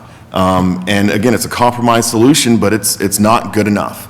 And what we then do is we engage in a lengthier process to be able to kind of go back to the drawing board. It's going to require some money. And every time we delay this, Generally, construction increases at about twice CPI, and what I generally say is that every 2+ years, the product needs to get about 10% smaller to cost the same amount of money. So, you know, how long does it take to get to this point? About 3 years. So, I mean, you know, delays have real-world impact. I think a 4-year delay is the same dollar amount at a 20% smaller project. And that, to me, 20% smaller wipes out all future-proofing. It eliminates our actual ability to make this viable. And at 20% smaller, it becomes a no, I think, because it doesn't do what it needs to do. What's the timeline for the construction, like to finish, if this were to move forward? Yeah, 18 to 24-month construction timeline. But when do you think it would, like, realistically? Realistically, if this passes, we're going to be engaged in a construction document phase. It's going to take some time. That's likely going to go out to bid at some point late summer, realistically. It will be worked on all fall, all winter long, and if all goes well, we'll be out to bid for the actual work next year in the end of the winter, early spring, for construction starting in the end of the spring, early summer. And that would be the start date. So to say doors would open in 5 years? Doors, no. I would say doors would open certainly in 2000, and I think that puts us in our anniversary, 2028. Well, I'm being generous with adding a buffer to say 5 years. No, I think realistically that we would be looking at buildings opening in 2028. And some may be a little sooner, but 2028. Jen? I guess that just brings up a question that I had, which I didn't even realize I had until this moment. This construction can occur with folks remaining in place, relatively in place? That is true. So one of the costs we were looking at as well was, you know, trailers. And, you know, when we were looking at this across the way, you know, we had a pretty substantial cost for trailers. One of the benefits here is that it allows everyone in Town Hall to remain in place and allows most staff in the Ritter Building to remain in place. It will displace some staff when the connections are made into the building, and then the last portion of the project would be renovating the Ritter Building. But again, at that point, you're moving people out of the building, putting them in the new building, and then that is your last part of the project, is renovating. But you will need to likely make the connection prior to that, you know. But yes, minimal displacement of staff, minimal cost for any kind of temporary trailers or other locations that we were able to save a lot of money there. And again, 18 months renting trailers, you're looking at over $1 million usually in cost. I think what we were carrying previously was about 1.4, so it's a pretty significant savings. So there's a lot of tabs on here, I just realized. So there's tabs for Marshall only, Town Hall only, What are you looking at? the debt debt policy, that analysis. spreadsheet, tax implication tab, which,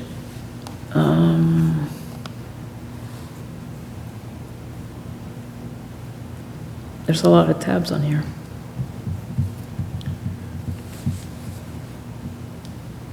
Are you pointing us to a particular? No, I don't, I just realized. Okay. It's just, when It breaks it out. I think what Ms. Emke is realizing is when I open this document from the chair of FinCom, how informative it truly is. Yeah. And he did an incredible amount of work that you can really look at the impact of both projects, the impact of the projects separately, and how it all works together.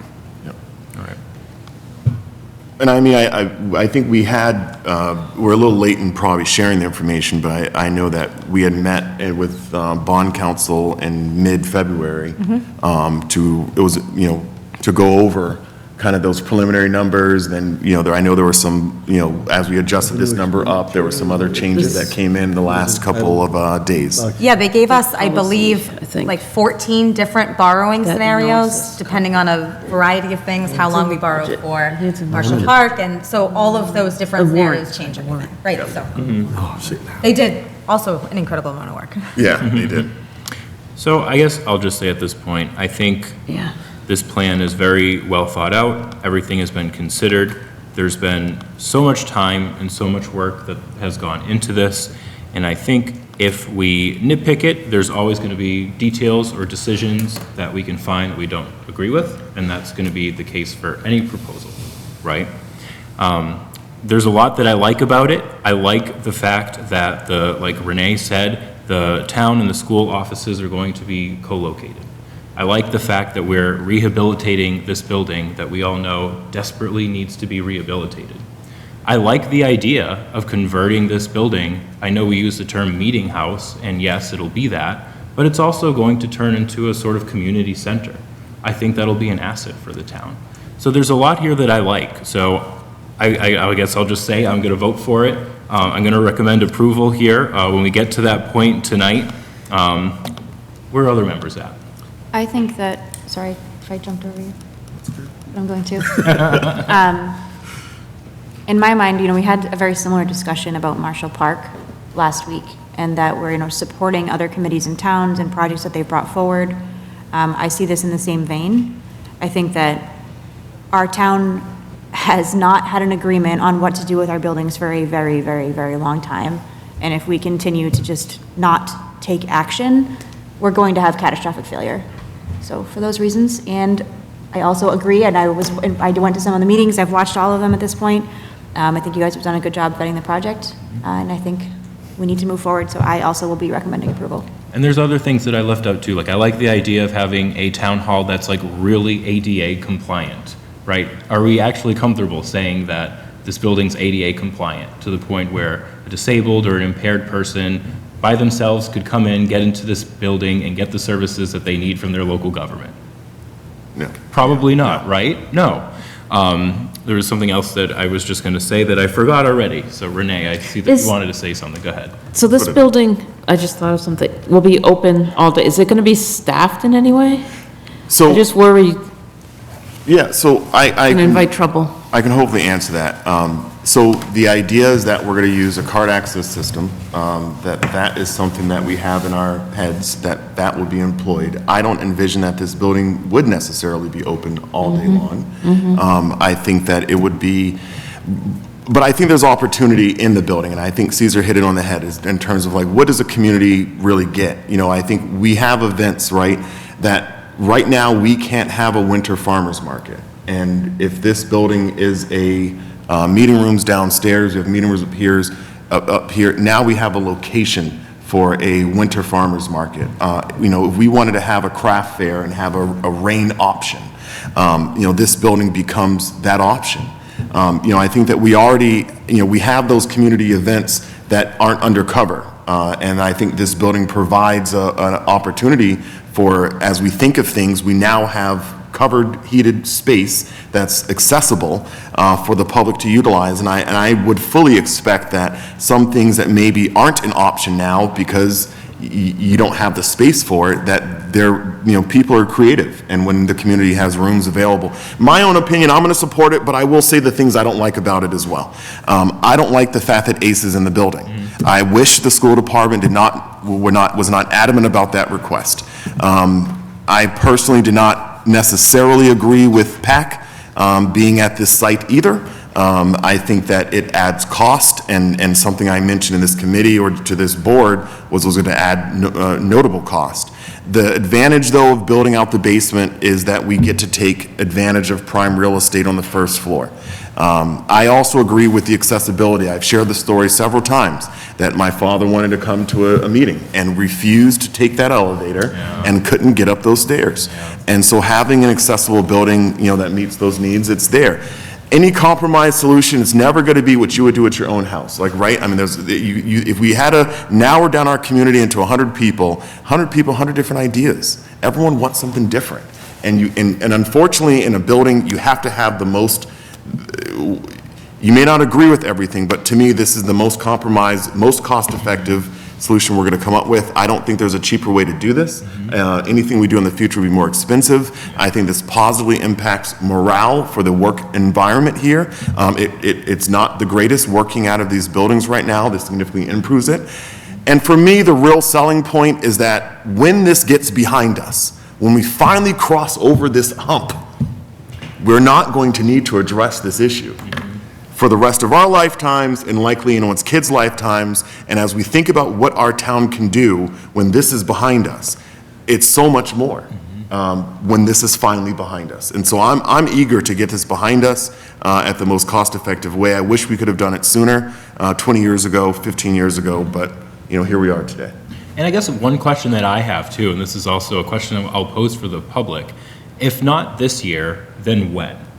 Do we need this building to start falling apart before we have the political motivation to actually move forward on a plan? Do we need construction costs to be triple the amount that they are now? Because that's going to happen regardless. And I mean, I don't have the full history. I know there was a plan that was put forward a few years ago. And it was my understanding that it was a lot more expensive and it was just building one building. It was TC Passios. It was consolidating all these uses into one building. It was renovating the TC Passios building. We were at a $29 million figure, and it did not touch Town Hall or the Ritter building. Right. Something we also did was we went back and looked at what's in the TAPE and Vertex reports, because they envisioned that we may be doing something like this, and they threw dollar amounts out there. And we're actually surprisingly pretty close. Because the fact that we're not keeping this office space, that the renovation of this building is pretty close to what it was envisioned to be 10 years ago. Yeah. Well, I want to compare those two plans. So whatever that was a few years ago, it was of the TC Passios location, it was consolidating into one building. We were Correct. effectively building one building. And what was the price tag on that again? The building would look exactly the same. It was no exterior change, and it was, I think the total number we were at was 29 million. So now, this proposal that we have, we're effectively rehabilitating two historic buildings that we have, and I believe are cherished in town, and we're building a new town hall. And what's the price tag that we have for all of that on this plan? Yeah, right now, without grants, 22.4. So, I mean, it's a lot cheaper. It's almost half the price. So I wouldn't it say seems half. I'd say sure. it's Almost. two-thirds. I did say almost. I'll be a little more Of what? specific. 2/3 of what? Of the TC Of Passios the TC price. Passios plan. It just seems like this is a good deal. I know it's a lot of money, but it seems like we're getting a lot done with this price tag. Yeah, I mean, we've been working for 6 years. I mean, we came up with the TC Passios plan, and we thought it was too expensive. And so we asked the town meeting to pass it over. And, this is a more cost-effective solution, but it does, the downside here is we are going to be demolishing existing square footage and building new square footage. We have to educate the public on why. And that why is it just costs too much money to renovate a building from the 1960s to get it to today's standards. It's just cost prohibitive at this point in many ways. So can you explain, you have concerns over the increase in the excludable debt? Who are you talking about, me? Yeah, going up.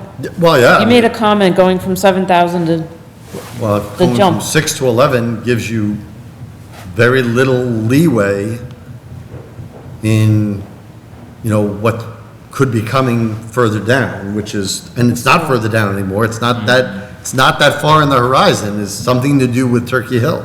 Otherwise, Turkey Hill will be the next Passios. So, it so gives it's us. not the delta, it's at our limit. Well, of course, the that's showing concern. both projects. Yeah. I mean, so I would say that clearly something needs to be done. We've been doing this for 12-plus years, and anybody who's been in this building, and a little, to the lesser extent, Ritter, knows that things have to be done, and to have two different buildings across the street, would have people separated, makes the government, the town government really inefficient. This building needs structural work in any regard, whether we're using it for town offices or not. And eventually, and it is cherished, I agree with you, Mr. Chair, that eventually you run the risk of it getting past the point, it's not anywhere near that, but getting past the point where you can do something to it, where it's not something really major. So from that regard, I'm for it. At this point, I'm almost for any plan that just gets us forward. But that leads me to my next point. I mean, I understand that no plan is going to be perfect. I'm not sure how much I'm behind this plan that much at all. You mentioned, or it was mentioned in our meeting here today, for instance, ADA, and I brought up the fact that this lift is still going to be a lift. It's not an elevator. In Ritter, it's going to be a lift and not an elevator. This was a complaint from people who have to use those lifts, that it's a little bit dehumanizing, that you're in something that, is really not designed to be for, respectful of people of disabilities, and that they've been made that clear over the years, and here we're going to do $20 million, and they're still going to be like that. So I have a problem with that. I have a problem with ACE, like a few people do. I have a problem with no conference rooms in that building. So I am really, really trying. I'm trying to get over the line, but I am really on the fence. Now, that being said, I think a lot of this, and I know this is the elephant in the room, is kind of a moot point. Because as the stock market crashes by 10% in the last 5 days and more beyond that, with people being unsure what pricing is going to be, including pricing of these projects, and we have 22 million and 13 million, and now we're looking at override next year. You're going to get a lot of people coming in there like shell-shocked, and that's before the first article is read. So I don't even know how much a recommendation is going to matter, because I think there's going to be a resounding vote on these things. That being said, also, as you said about Marshall Park, there is a plan. It's a well-thought-out plan, so I don't think it was put together on the back of a napkin. It was presented several times. So, I'm really struggling, because there's not many things that I'm on the fence on, but this one is big. And so, but here I am. So I don't know, which way to recommend people in town meeting to vote.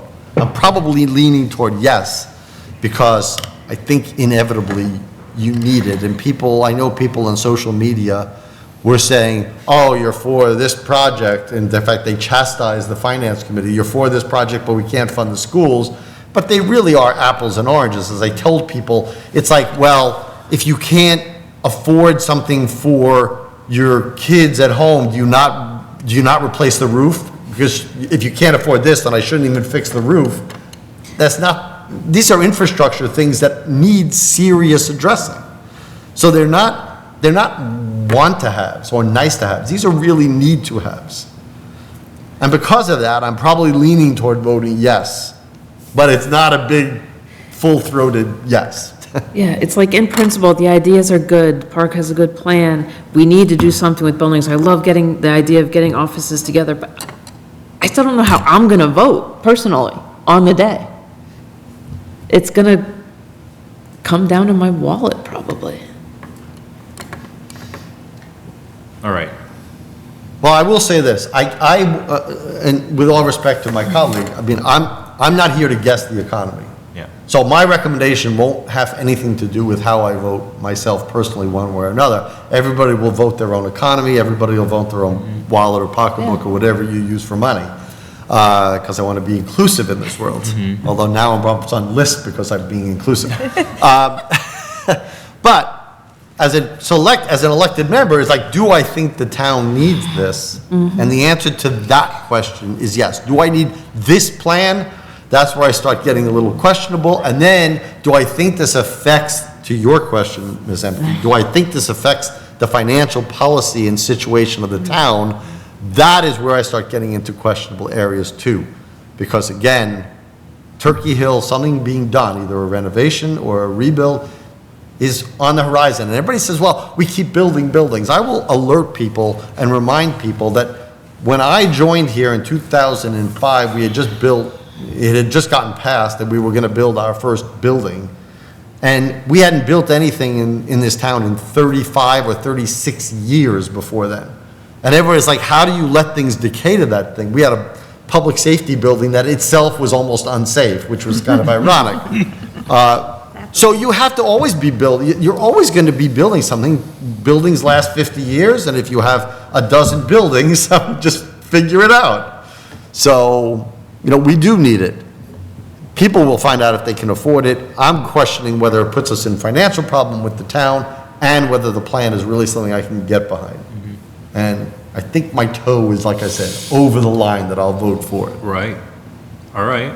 I mean, it sounds like we have 3 yeses here, right? We've made up our minds. 4, who? Who's the 4th? Tom, well, he just said his toes over a little bit. I wasn't really counting that. That's still over. Yeah. Okay, that's fine. All right, the chair talked me out of it. I was not over the line now. Great. Renee, how about you? Yeah, I mean, we need to do something. I have the concerns that I expressed with the designs. I still feel like it's too much space. It just feels like a lot of space. If adjustments could be made as this evolves, I'm worried that it's gonna come in higher, Well, that, a lot higher. I I mean, think so too. and that changes a lot of the numbers. But I can't predict the future. I mean, I'd love to get all of the offices co-located. And I don't want to see buildings fall into disrepair and just, I mean, Mana's got her coat on. I'm usually cold here at night. And when the wind hits this And I'm building the- at You night can hear it. sometimes. And we have the new roof Building now. I shakes. really thought that would Snows in the help. Ritter building. I mean, I hear stories about Ritter and, the work, the conditions during the day. So on top of just getting staff together, that's also the working conditions. I do think that no matter how many times this goes around, it's never gonna be perfect. So, I mean, I think concept-wise, I think the town needs it. Whether, I'm looking at this number, the smaller project for Marshall Park, I'd like to know what that would bring this down to. Because that seems like a compromise to me. Yeah, that's good. And I also feel like we get more bang for our buck with that smaller project. Most of the work is in the smaller bit, but that's for town meeting floor to discuss, but. So, I mean, I think I would approve it tonight, again, not knowing how on the day I'm gonna what button I'm gonna hit on the stupid clicker. All right, so it sounds like we all sort of taken a position here, but I do just want to go back to Jen, because if I remember correctly, it was your first day. It was my first When we meeting. had the presentation from the architects, and someone on the board asked you what you thought of the project, and you were kind of just like, well, it's my first day. Give me some time." So you've had time now. What do you think? And now you're trying to look at all these buildings. Yeah, now I've actually been in the buildings. So I think a couple of things. I think to comment on something first that I've heard from the community where that this is build this building versus fund our schools. Yeah. I think to comment on that in particular is first that this project very clearly encompasses the schools and supports the missions and operations of the schools. So I don't think that that's a fair statement. I think that the idea of having the school administration and town administration under one roof fundamentally is just going to lend itself to collaboration and efficiencies. Even if they weren't going to be under the roof with us, I don't think unless you've worked in another community, you can understand how odd it is to not have the functionalities of this building connected with the functionalities of the Ritter building. And, for somebody that's not using maybe online permitting but is coming in for a project, their first stop may be the Board of Health. And then they need to get a tax form. So then they're over at this building. And then they're back over at that building. I mean, I used to call it because you'd see the people, the ping pong effect. You'd see them going down the hallway on whatever their application is, literally ping ponging from the assessors to the treasurer collector to the building office. That is just largely inefficient here. I do see the silos, having been here 2 months. We do not have a lot of great collaboration. between these are, I call these core town hall functions, right? That the Ritter Building and Town Hall are all town hall functions. We don't have that. This project frankly excites me.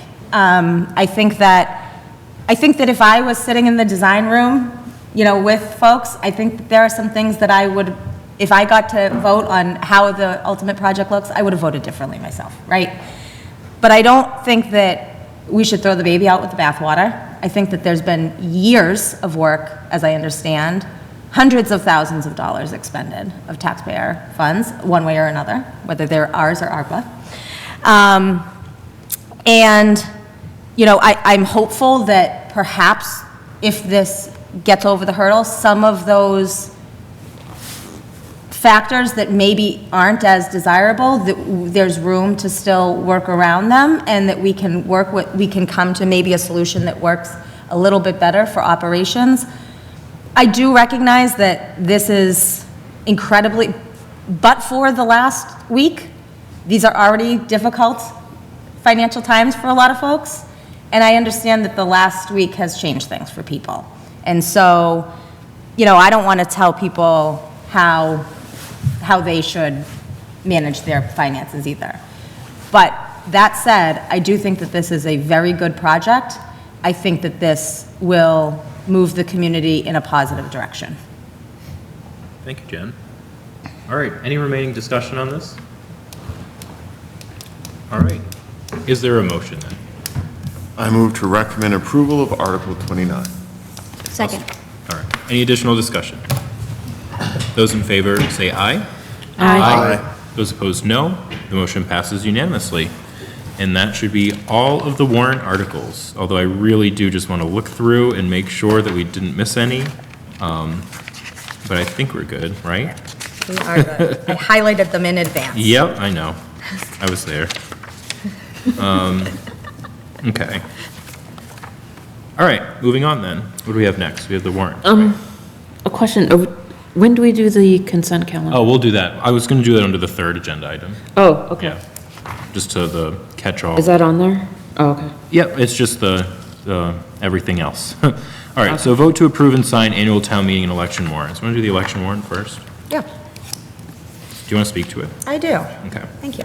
So, a lot of discussion on, not this question on the ballot. This question was more straightforward on the ballot, but we had substantial discussion on the Marshall Park project, and where we don't know exactly how that project is going to come out of town meeting, how to present it to the voters on the ballot.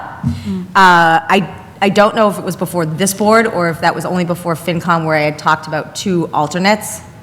But having continued conversations with the Parks Commission and Town Council, what we have done is we have made one ballot question for the Marshall Park project, and it has in it the base of what would be included regardless of which version passes at town meeting.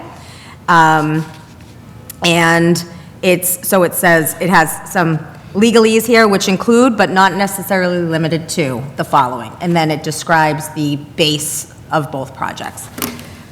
You are actually, I learned something, you are not allowed to include the dollar figure on a debt exclusion on the ballot.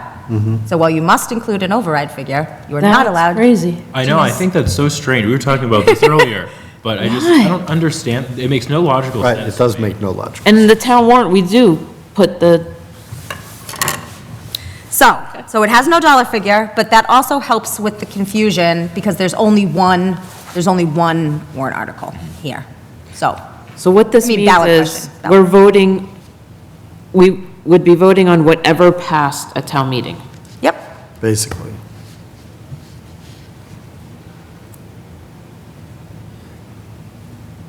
On question 2? Yeah. Yeah. It's whatever Yeah. would pass at town meeting. And Right.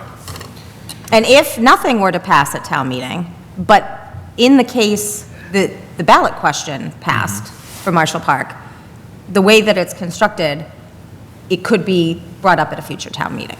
Okay.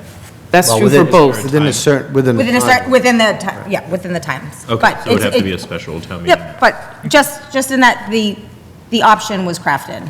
Okay. in the link. Is that's also true for the municipal building? Yes. Debt It's exclusion? Any exclusion, any, Yeah. Right, but this one, because it's not, the municipal building design project question is very cut and dry. This one, it's including but not necessarily limited to, so that's tying it to something else. We're just not tying it to the May 3rd, 2025, Article 28, which was an option, but we took that out so that we could have maximum flexibility. Well, this is a lot more easier to understand and Yes. straightforward than what we were looking at and talking about last week, so I appreciate the work you and town council did to craft this warrant. And Anita Shipers and Karen Menard as well. Oh, yes, oh, yep, thanks to the leadership of the Parks Commission, too.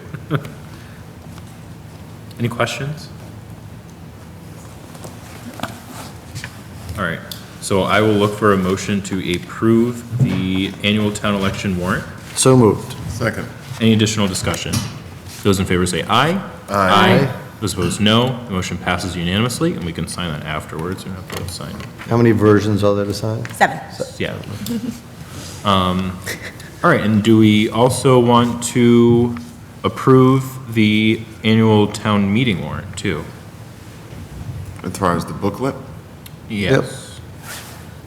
I would move to approve the 2025 annual town meeting booklet as presented in our drive dated 4/6/25, is that it? And as will be amended with all of the updates that are coming in. Yeah, I was So gonna there's a say, lot of yeah. placeholders in there right now for the Okay. booklet. Like I that, will- Right, okay, so I would amend my motion to include any changes that required or necessary to complete the booklet per the discretion of the town manager. Perfect. Second. Any additional discussion? Those in favor say aye. Aye. Those opposed, no. Don't let me down, Jen. The motion passes unanimously. What'd you say? I said, don't let me down. Oh. I just gave you a lot of authority. No, I got you, Tom. All right. Moving on is discussion on budget, capital plan, annual town meeting warrant articles. What were we just talking about doing? Oh, Consent consent calendar, that's right. Have we heard from finance on this? I didn't know that I was supposed to ask finance. I didn't know that either, actually. I mean, So the finance committee also goes over the consent calendar? Is that what you're saying? well, I mean, Tom can chime in on this, but usually it's discussed with finance Okay. and the moderator. Well, we don't have to do it, it doesn't need to be finalized tonight. Yeah. So we can definitely still do that. And we also weren't going to finalize it tonight anyway. This was just sort of this is Jen's initial pass at what a consent calendar would look like. Right. Yep. Yeah. But I think without the approval, I think we should probably discuss it, but Yeah, I think yeah. typically. I wasn't gonna talk look to for the an moderator approval and on it tonight. Finance in case there's something that they're not gonna agree to. Right. Well, the point of doing the consent calendar is that things would be non-objectionable to anybody. Right. And so if you start putting things you have to question whether the finance committee is going to approve, then you probably shouldn't have it on there. Right. All right, we can go over it. Do you want to just talk to it? Or I can just read what's in it? So the articles that I had thought would be the two new fail-safe articles, to be able to borrow in anticipation of revenue and to expend Chapter 90 funds in advance of reimbursement, the setting the revolving funds for the year. Let's see. Transferring free cash to the OPEB trust fund, establishing the compensated absence fund, and then funding it in the next article. The OPEB sewer trust fund, the sewer I&I, the transfer to the sewer and I&I stabilization fund, sewer reserve capacity fund. What, are you reading from the document in here? Yeah, all the ones under consent agenda. Yeah. The Isn't it marked like consent everything? agenda, the bullet underneath. What do you mean? No, What we have in our drive, it's basically. every Oh, okay, there we go. no, No, that's it's not. every article. and then under each article. Okay, so Got it's it. not just the consent Yeah, agenda. no, yeah. No, no, I'm no. totally confused No, no, by no, this. so- Now I It understand took how me a works. minute. Got it. So these are this Right. is every article, Right. and I'm Oh, just, but it's entitled consent calendar. and I'm just Means reading. I wasn't expecting no, every article. I'm I just see what reading you're the doing. ones. I saw the capital Because I'm looking, plan, I was I'm like, looking no, that can't fiscal go on. year, fiscal year budget adjustments. I'm like, I don't think you want that on a consent. No. So the ones that Okay, are I get it. proposed I have a get it. bullet under them that say Yeah. consent. Okay, yeah. Okay. The sewer reserve capacity, solid waste enterprise, water enterprise, and PEG. And based on the change today, I would not be recommending Articles 32 or 33 for the consent agenda any Yeah, longer. yeah. Agreed. Agree. Yep. All right. I have no problem with, how many is that? Oh, I didn't. 1, 2, 3, 4, 5, 6, 7, 8. I guess one question I have is, 11, do we 12. think that it's really potentially controversial to authorize the town to pay expenses from a prior fiscal year? Yeah. Can be, yeah. It can be? Yes. Yeah. Well, the problem, well, it depends if there is one, but what it does is, because that has a different requirement of vote, it raises it the whole 9/10 consent calendar. too, Well, it's not something 9/10. or something? 9/10 is the special. Four-fifths. Yeah, 4/5. that's right. For an annual. So it raises the whole thing of the consent calendar 4/5, and you probably don't want to do that. That's actually, I think that's exactly what happened at the special town meeting with our consent calendar, because we had one in that was 9/10, and we ended up removing it for that reason. Right. Yeah. Yep. All right. And it's also generally a simple article that, because it's usually one bill. Yeah. I wouldn't think should be controversial, but, well, It isn't controversial, but it does require a much higher vote. Yeah, and if so somehow. don't risk it. yeah. Oh, I've seen those be very controversial. Sure, yeah. I'm sure it happens. I think I'm just saying that perhaps it shouldn't. Anything else, though, that should be included? That's why I did include the whole list, so that people could Yeah. see kind of what else they might want to. I mean, I think it definitely looks good for a first pass. mean, Nothing else really Is stood out to me. 22 controversial, sewer enterprise? I don't think so, but it has not historically been included. I didn't know if there's a reason, but I do not think it's controversial. I wouldn't say that there is a reason it hasn't been, but I don't know. I'd be in favor of adding 22. Yeah. I'm okay with that. I think, is there any other enterprise fund of any significant size? So the water enterprise fund is, of course, silly, because it's just 24. 10 customers. That's, I think, why it may be not, because it's like $1 million or $2 million or something like that. I don't, can certainly try it. Do you happen to recall the sewer enterprise I budget? think it's 1.8 million. 22.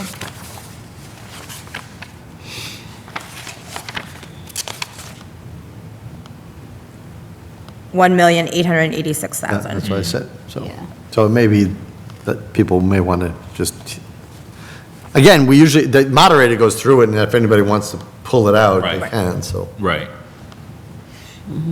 All right, I mean, I You can think. try it, I don't have a strong feeling about it one way or another. Yeah, I don't I either. don't either. You can add it and see what happens if it gets removed by someone else. They always have the ability to pull it Not out. going to be one of the if they ones we want, so- spend the most time on, so. No. What did you say? It's not going to be one of the ones we spend the most time on. Yeah, you're right. All right, we're not taking any action on this tonight, so it's just for us to review and talk about. Anything else related to the warrant or town meeting that we need to discuss tonight? Just the distribution of who does what motions? Do you Oh. decide that at a board meeting? No, we normally do it when we create the motions, and then we'll have that for the pre-town meeting. There's usually an order down the board. Yeah. Just 1, 2, You 3, just round take robin turns, them, 3, 4, 5. but if there are things that people have worked on, like capital planning committee, I would probably get that article. Mm-hmm. You know, Mr. Jeffries would get the municipal building. I mean, if you've worked on it, you generally, Yep. but otherwise, it's just round robin. Okay. I'll say what happened at special town meeting is that Carter and I sat down and we did the round robin, taking into consideration Yep. that. Let's see, what else? I think that's really it for like town meeting and the warrant, right? I just want to, if I may, Mr. Chair, acknowledge and thank the town manager for the amount of work I know coming in. Budgeting is the best way, all managers, when you create the budget, you definitely can manage it, because you know it better. But it still has been a huge undertaking from day one till today. And so hopefully this is the hump, and then now is the push to get to town meeting.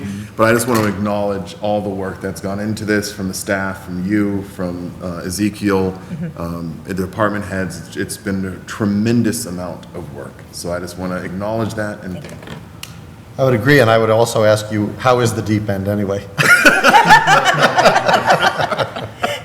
My floaty's just inflated and I Thank you, Jen. Here, here. All right, so we covered the capital plan, we covered the town meeting, warrant articles. Any budget discussion? All right, seeing none. Moving on to minutes.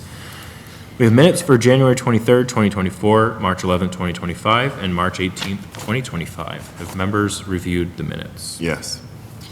Do members have feedback on the minutes? Yes. I did, Yes. yeah. Okay. Now, that was a lot. No, I don't have a lot. Well, I'm just saying that many people responded to me.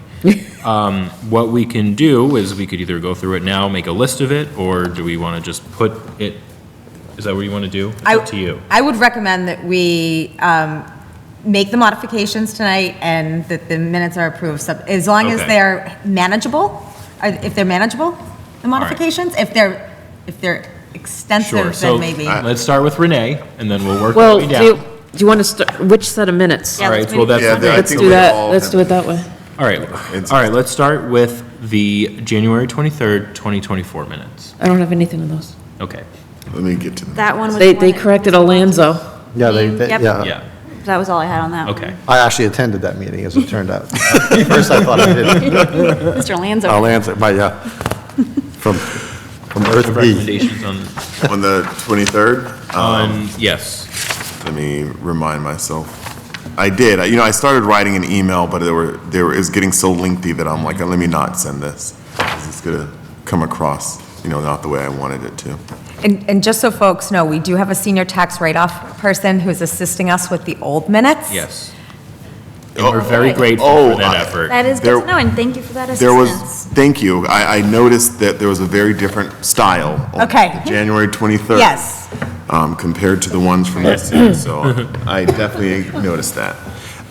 Overall, I thought that the only comments that I had on the January 23rd, and I think it was these ones, was titles, and it was consistency with titles.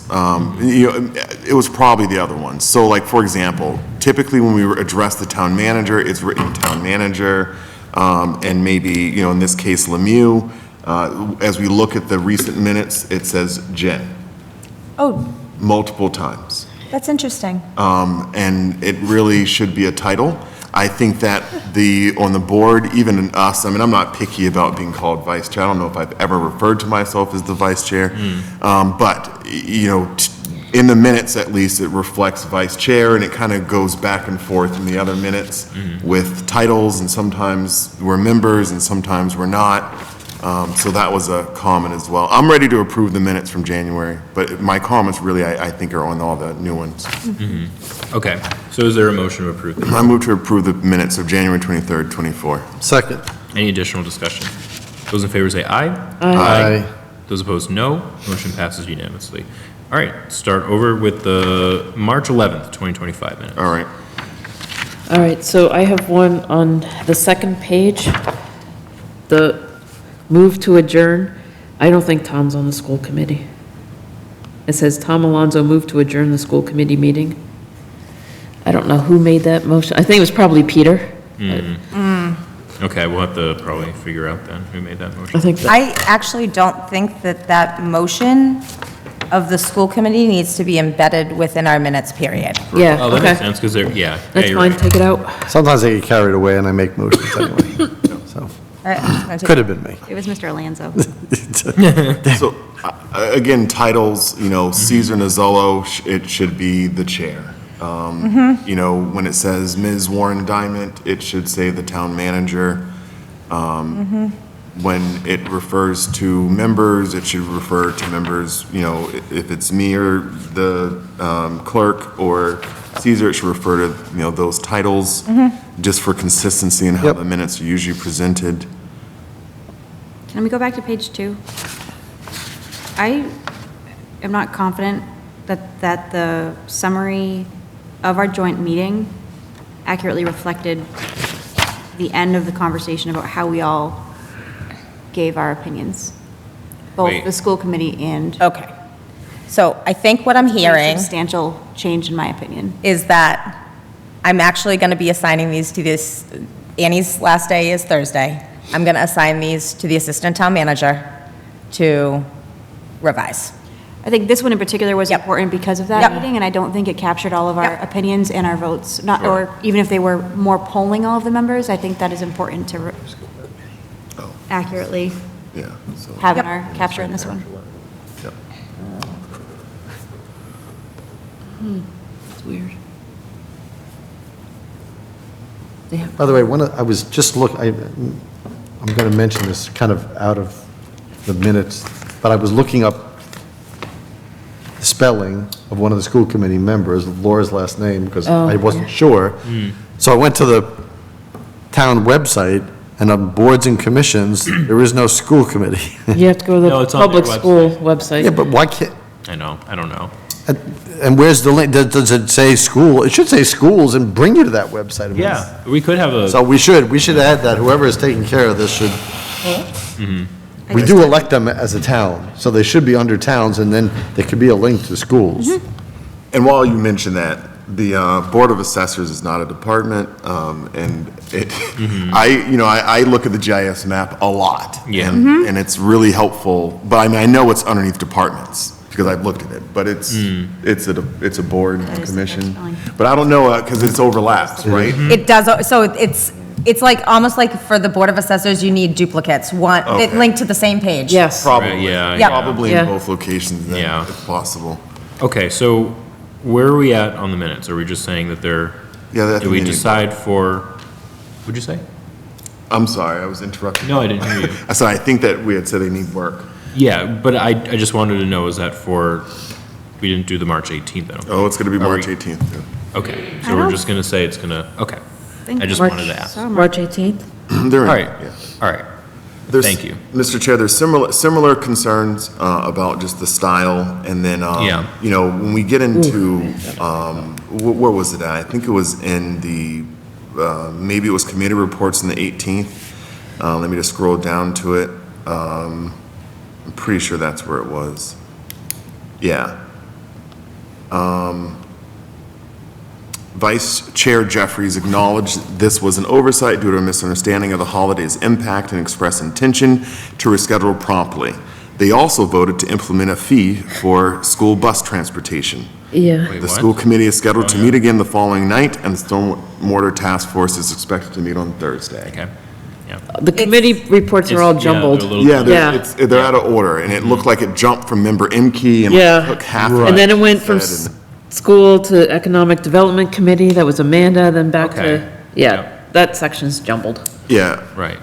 and as you go through it again, I think it's. So I think maybe we can just say these are probably need to be redone. Yeah, but probably. I think it's also maybe helpful to just like list these out too, just Keep so going? it might It's save just- some time. Now, I'm going to be really Yeah. frank with the board, because I just want to be honest. We are going to have a staff vacancy in the office. The minutes are not likely to get more completed than they are now. So I'm I just know. flagging that in full transparency. Understood. But for these sets that are largely drafted, I'm going to have Julie go ahead and fix Okay. them. That's Yeah. understood, but I'd rather than be right than. Agree. prompt. Of course. Agree. So that's why I Agree. think it's still helpful to keep going through it and just list the things out so Julie can work off of that list. So is there anything else for the 18th? Well, the 18th I haven't reviewed. I hadn't Okay. reviewed that one yet either. Yeah. All right. Well, don't bother. We're going to do it. There we go. All right, thank you very much. Sometimes when I'm reading this, it's like if you've ever accidentally had closed caption on your TV, and you start reading it, and it doesn't match anything of what the people are saying. yeah. And they start auto-correcting, or not auto-correcting, auto-filling in words that are not right, because they don't hear it. I actually went back and watched part of the 11th meeting because I was like, am I crazy? So, Yeah. I was not, in fact, crazy. All right, moving on to warrants. I don't think we have any, right? Nope. Okay. Well, Action we items. will tomorrow, because we always get flooded. I'm I sure I know. get a few documents tomorrow morning. Yeah, check your email. Any action items? It just came up earlier, if we could get that, ask Finance Committee to give us the breakdown if we just do the smaller of the Marshall Park instead of the total? So that doesn't come from Finance Committee. They Who did it? use the data, so Finance Committee took the data from bond council. Oh, And so can we break it down to this? I don't know. Okay. So All I'm right. not going to say no, I'm not going to say yes, Okay. but I don't know. Okay. Any other action items? So I do have one. It's for the board. I received the invitation for the Are You Smarter Than Our Sixth Graders event. And we have to put together a team because we have a title to defend. We won last year and we are going to win this year again. So I'm available. It's going to be Friday, May 9th at 6:30 PM. Count me in. So- That is a blast. That's when the door, Fantastic. that's when the doors open. Okay, what time? 6:30 is when the doors open. Okay, I Oh, I don't, see. I don't think the game starts till 7. Are you on Okay, Zoom thank you. again? I am emceeing again. Excellent. Year 11. Yep, nice. Year 11. How many people are on the, On a team? Yeah. 3 to 4. Right. So, Yeah. count me in. I've had a blast the last couple of years on this. Me too. It's so much fun. I love it. Yeah. I'm not competitive at all. By that okay. I mean, I'm like- I'm kidding, I'm. You may change, Oh, okay. change your mind. Oh, that was sarcasm, I'm super Oh, okay. competitive, and I'm not sure that that's the right fit for me, but I will be there. You know what? Okay, And I will great. control my competitiveness. Look, I'm telling you, we have a title to defend. do. I'm serious about that. And last year was the police department. I was determined Yeah. to. I know, well, that's why I'm conflicted, because how am I supposed to go here? Oh, well, I think it's clear It gets a now. little competitive for me in there. All right, awesome. I look forward to that. But we did give our prize away to the students last year. I don't even remember. Oh, Yeah. you're right, yeah. Yeah, we didn't take Of it. Yeah, course we not. gave it to the Yeah. We have 3? We have We, 4? I think I can do it the 9th, unless. okay. All right. I'm going to be in South Carolina. Yeah, I Oh. already asked her, All right. unfortunately. So May 9th. Yeah. Yeah, I'm leaving, when am I leaving? Yeah, I'm here. You were the math. I'm away the scientist next week. Last year, right? No, that was 2 years ago. Yeah, 2 years ago. All right, great. Glad we have a solid team here. Oh, well, I'll be there, it sounds like. Yeah, we are Yeah. going to be there. Do we have to post? Oh, There better not be any questions about municipal government. No need to. No, I'm totally sarcastic. I know. I was going to make that had to joke. put it but out there, I was though. Like, yeah, too basic. color of the All hair. I'm too tired. right, I'm not hearing any other. Maybe I'll throw in a town meeting question. It'll be after town meeting. I know. Yeah. Does the number need to be included on the application for debt exclusion? The answer, for some reason, is no. Don't- I know this, I get know that. this. All right, anyway, committee reports. Yeah, so I have school committee who, met, I forget, last week. So they found 4 finalists for, interviews for its superintendent. So those interviews will be coming, I think, end of May, or April, sorry, they were targeting. They also had a discussion of potential, ideas of how they could use the $500,000 free cash, if they got it. No decisions, just some early discussions. And then they had the monthly facilities report. So the new facilities director, has started, Chris Stevenson. They did talk about, which we've already talked about tonight, the Green Communities Grant, the exterior door replacement at Turkey Hill. The contract has been awarded, should be completed by the end of August. Also awarded the contract for the security system at Turkey Hill in the primary school. The Turkey Hill study, so that is nearly complete. They were supposed to get the school committee was supposed to get the report today, no, tomorrow, the 9th. And they should be discussing that at next week's school committee meeting. Fire alarm upgrade is under contract. Yeah, and that's all I have. The next meeting is next week. I have no report. I still owe an Economic Development Committee report from their meeting a few weeks ago. I have not had a chance to review it, and the Master Plan Steering Committee meets tomorrow. All right, I have a couple. Municipal building design, I know we met last evening, and we discussed the Brooks House. It took up a pretty substantial portion of the time. Just to recap, we've invited we've invited the APDC to provide a representative at the meeting, which has been Mr. Scolenbrini for the last 2.5 years or so. And we certainly operate the meetings as if he's a full-fledged member, even though technically he's not. But we really do, look for that input. I think that's something we were trying to avoid throughout this process is not capturing the APDC's feedback into the planning process. And Mr. Scolenbrini has been quite the advocate for expressing what his views are and really participating. And so we spent a little bit of time last night talking about the Brooks House. I will correct one comment that was made earlier today. Because of who sits on that committee, again, Brian Leighton, me, Tom Gray, Matt Allison, and then we have Christina Masitis, Greg Roy, and Dave Blatt, that, I think 6 of the 7 of us were at the fall town meeting. We were aware of what was proposed. The committee was advised that this charge had been passed, that the select board discussed it, that we were going to attempt to work on it. We also were aware that Chris Riley was working on some conceptuals. Mr. Roy also was kind of loosely coming up with some ideas too, but we knew it was going to be a little later in the process.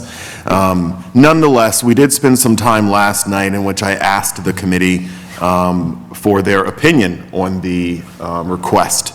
And I will say the strongest opinion came from Mr. Blatt, who said that he thinks the Brooks House should be a training exercise for the fire department.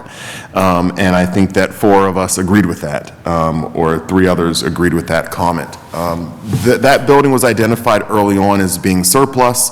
We did not identify it as meeting the needs of the school, town, or community well. And so it was slated to be demolished or for surplus. With the new request, it's not going to be done in time, I think, to make it into this bulletin, but I do expect that over the course of the month that we will have some different renderings for what a site there could look like. The committee, we didn't vote on it, but the soft poll was the committee's not, I don't believe, going to be in favor of partitioning off the land. But I think that the feeling or the thought last night was Select Board has asked us to help, we will help, and we will do what they've asked, and we will offer our opinion with it. And so I do expect that there will be, over the course of the next 2 meetings, that we will deliver to the Select Board some conceptual idea of what a partition of the Brooks House lot could look like, and then also note the limitations that would come with that.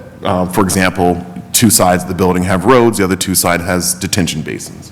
Parking is pretty full at the school, at the library right behind it, but we can make some progress there. And then we also discussed, as I mentioned earlier, coordinating with the town manager, and I was given authorization to coordinate with the town manager and Chris Ruth, our building director, facility director, to create some open houses for here at town meeting, and then, here at town hall, and also across the street at the Ritter building, so that way members of the public can come and see what these buildings look like, that we will have pamphlets, we will have storyboards, and Brian Leighton will lead kind of this 3-week so-called push, or a month-long push or so on social media to really kind of advise. We opted not to counteract some of the initial negative stuff that was out there immediately, but we will make a point, and even you might even see me get on social media again, just to be able to help share some good news. And then for the library, I just wanted to share some sad news this evening, which is a long-term member, Donna, who's also served in other capacities in town, such as the on the why am I blanking as I say this, on the Cultural Council, she lost her husband, and so, there will be services I do plan on attending, and I'll make sure I inform the board once I have more details on that. Thank you, Michael Ray. So this morning, I attended the Joint Ways and Means hearing at the State House, and I testified there, and instead of trying to summarize my testimony, I am just going to read it. Good afternoon, committee members. My name is Cesar Nuzolo, and I serve as the chair of the Lunenburg Select Board. I made the long trek to Boston this morning on the commuter rail because for the second year in a row, the town of Lunenburg, like many other municipalities across the Commonwealth, is in a budget crisis. Last year, we successfully passed an override to close a $948,000 gap in our school budget. This year, that gap is $2 million, representing 8% of our school budget, and we're weathering those cuts this year. That means we're laying off 38 school employees. That's 9% of our total permanent school staff. All of these cost increases, health insurance, school transportation, out-of-district placements are out of our control, and they certainly don't fit within the confines of Prop 2.5. So what does that mean for municipalities like Lunenburg? Right now, obviously, it means that the quality of public education in the Commonwealth is at risk. But it also means each year, departments are left to fight over an increasingly small amount of scraps. It means one group in town is pit against another group in town. Do we level fund our schools or do we pave our roads? How do we justify an increase in services in one department when another department has to cut staff? It's not sustainable and it's leaving communities deeply divided. So we could ask for another override, but people are already stretched too thin. We need more local aid from the state. The Chapter 70 inflation adjustment would be an extra $100,000 for Lunenburg. In-district transportation funding would be $200,000. The special education circuit breaker would be $190,000. The whole child grant program would be an additional $240,000. Municipalities need this funding. We need the minimum per pupil funding level to be increased to $150. We need more unrestricted general government aid. Chapter 70 needs to be, quote, cracked open, as I keep hearing people say. I ask you all to act with urgency to better support municipalities. Thank you. So it was an all-day event. There were so many people there to testify, primarily educators. That was certainly the focus of the people who were showing up to testify. Many students. What impact it'll actually have, don't know. I couldn't say. But it's important, I think, for people to show up and share what is going on in small towns like ours so that people actually know and hear our stories. So, it was a good day. Who was also there? So 2 school committee members were there. Laura Brzezowski and Tony Schoenbraney were there. Mandy Gilman was there, and Kate Burnham was there as well. So that was our little Lunenburg delegation.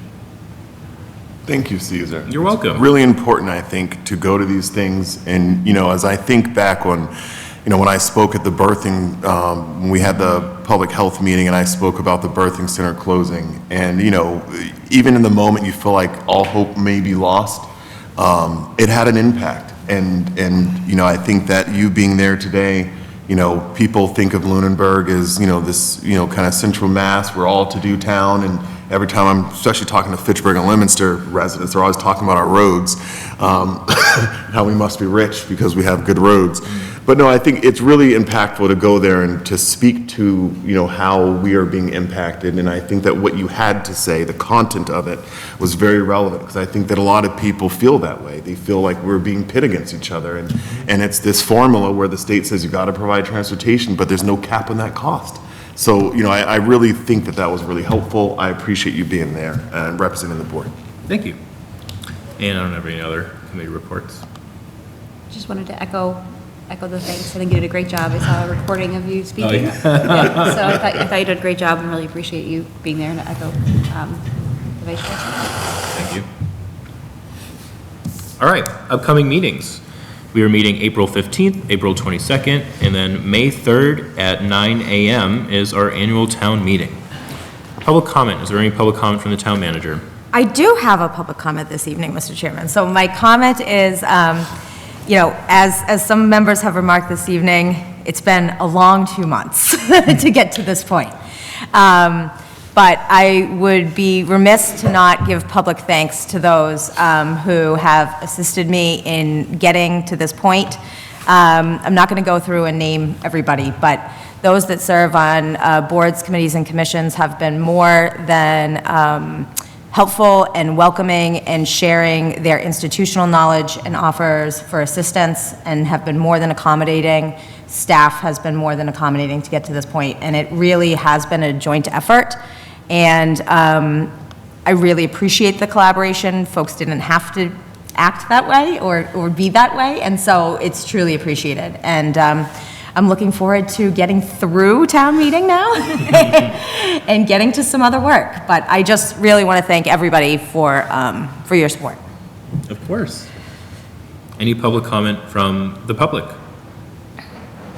Mr. McLeod.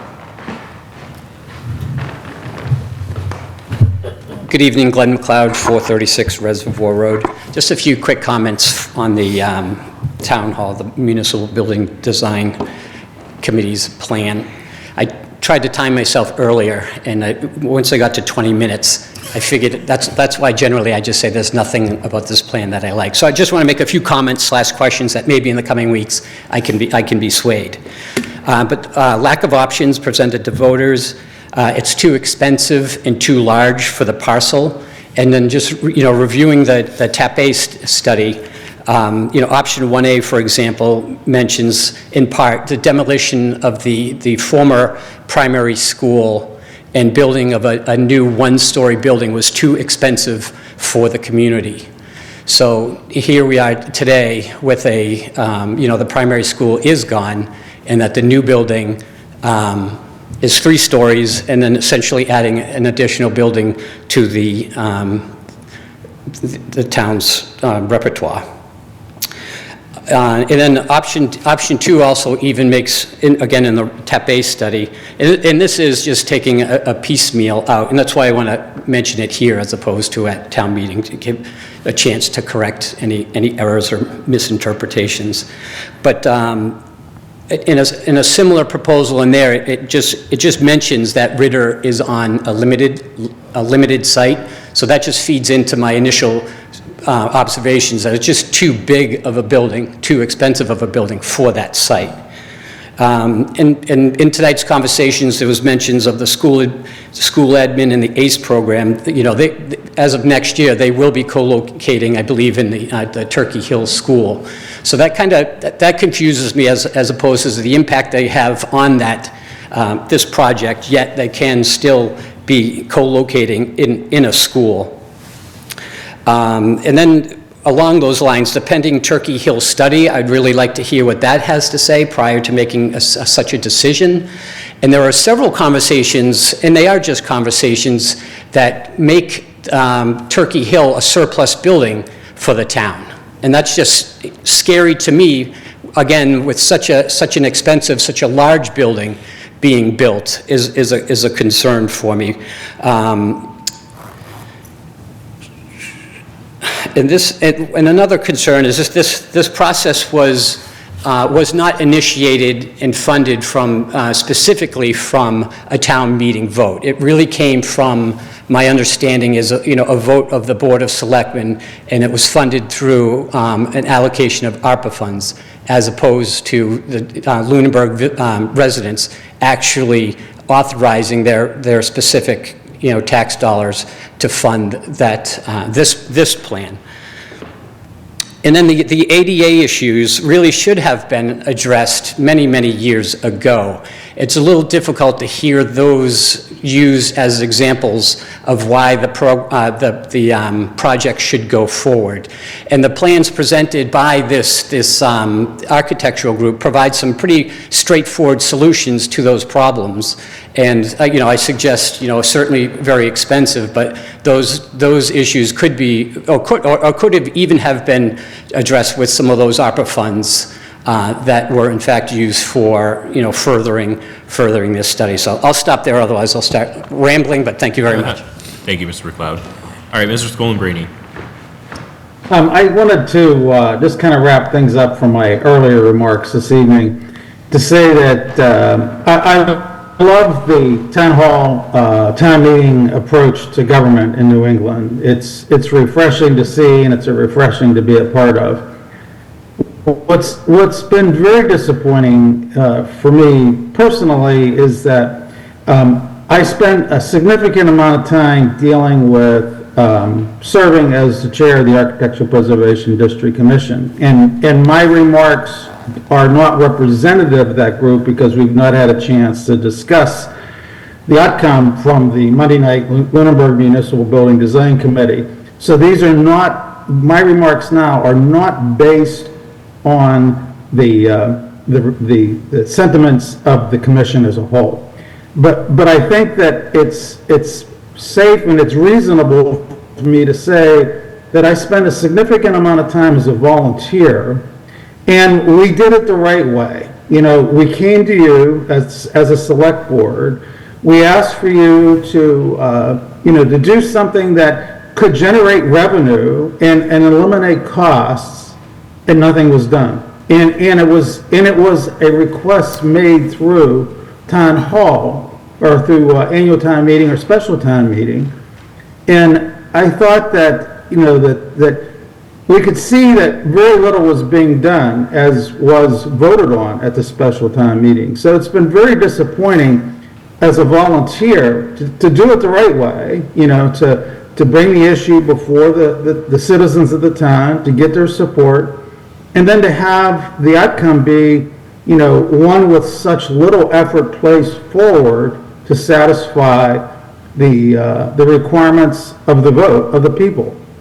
I could say that I'm really frustrated to the point where I want to resign from being a volunteer, and you can add another vacancy to the long list of positions that the town has, but I'm not going to do that because that's not my nature. But I want to make it perfectly clear that this is not the way to embrace volunteers. If you do it the right way and you present an issue for the select board to deal with, and then they don't, that's very disappointing. And you each have a responsibility to address that situation if you expect to get volunteers for positions like select board, for positions like finance committee, for positions like the Architectural Preservation District Commission, and the others. You have to be responsive to the citizens when they ask you to do something, and you did not. All right, thank you, Mr. Schoenbrady. All right, I'm not seeing any other public comments on Zoom. Any public comments from the board? I do. I just want to, because we went before public comment, I'm glad Mr. Schoenbrady brought his comment up again, because I will say this, when this was brought up, this article was brought up last week, I hadn't had a chance to review it. I didn't know we were actually, going to talk about it. And so when he brought it in, but I had already reread it when I went home. And I have to be completely candid. I completely agree with his assessment. I mean, I'm on the board, and so yes, I take responsibility of this too, but it is, he used the word disappointing because he's being kind and being generous, but it is frustrating, and it actually is, in a way, is disingenuous that this board, from a vote of town meeting where they clearly ask us to do 6 things, and when we are ready to button up the article, we realize we didn't address any of them. Now, we gave our opinions about the building last week, and again, it was without review of what the actual article has passed. But, Mr. Schoenbrady brings up an excellent point, is that people at town meeting, not only the volunteers, but the people at town meeting, have an expectation that things that they pass are going to be taken with some level of seriousness and with some level of addressing, even if they take some work. And we didn't do that. We clearly didn't do that. And that's frustrating for me. And I can hear in his voice, again, we're lucky that it's not in his nature to resign. But there are other people who say, I have other things I could be doing that have a more positive impact and would potentially resign. We don't want that. So we really have to do a better job of addressing things that come to us from the townspeople. And I don't know what the vote was, but it was probably, if I looked at it, it's probably pretty close to unanimous in that vote. And to do the simplest of things and come back with a report, and even though it says request, and wasn't you shall do this, but you requested, it's still, they wanted us to do this. And we didn't. And that's on us, and we really need to do a better job in serving the people of the town when things like this come up. So I thank him for bringing it up, and I hope we can do a better job here.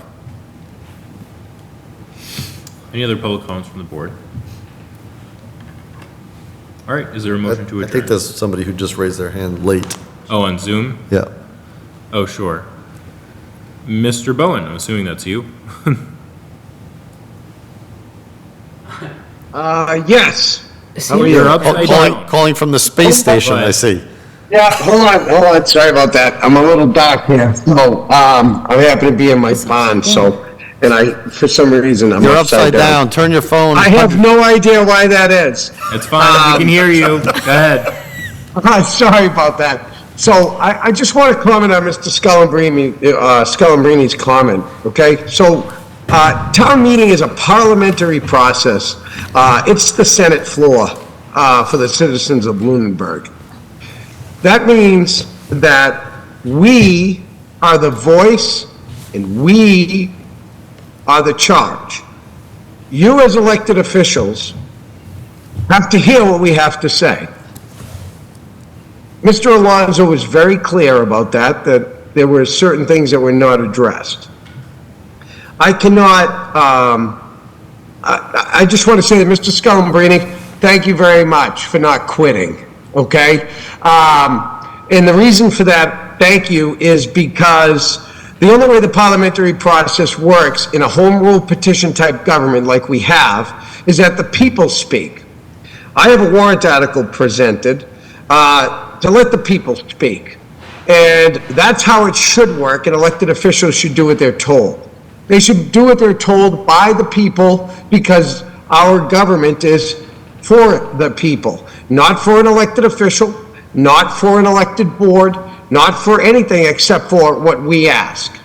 And what I ask is that you understand what that means and that you take that to heart, that when the people say something at town meeting and they vote unanimously to do it, that you take that step forward. Mr. Scalabrini, thank you very much. And you know what? Let's keep Lunenburg Center historical. All right, thank you, Mr. Bowen. All right, is there a motion to adjourn? So moved. Second. Any additional discussion? Those in favor say aye. Aye. Those opposed, no. Motion passes unanimously. It is 9:47 PM, and the Select Board is adjourned.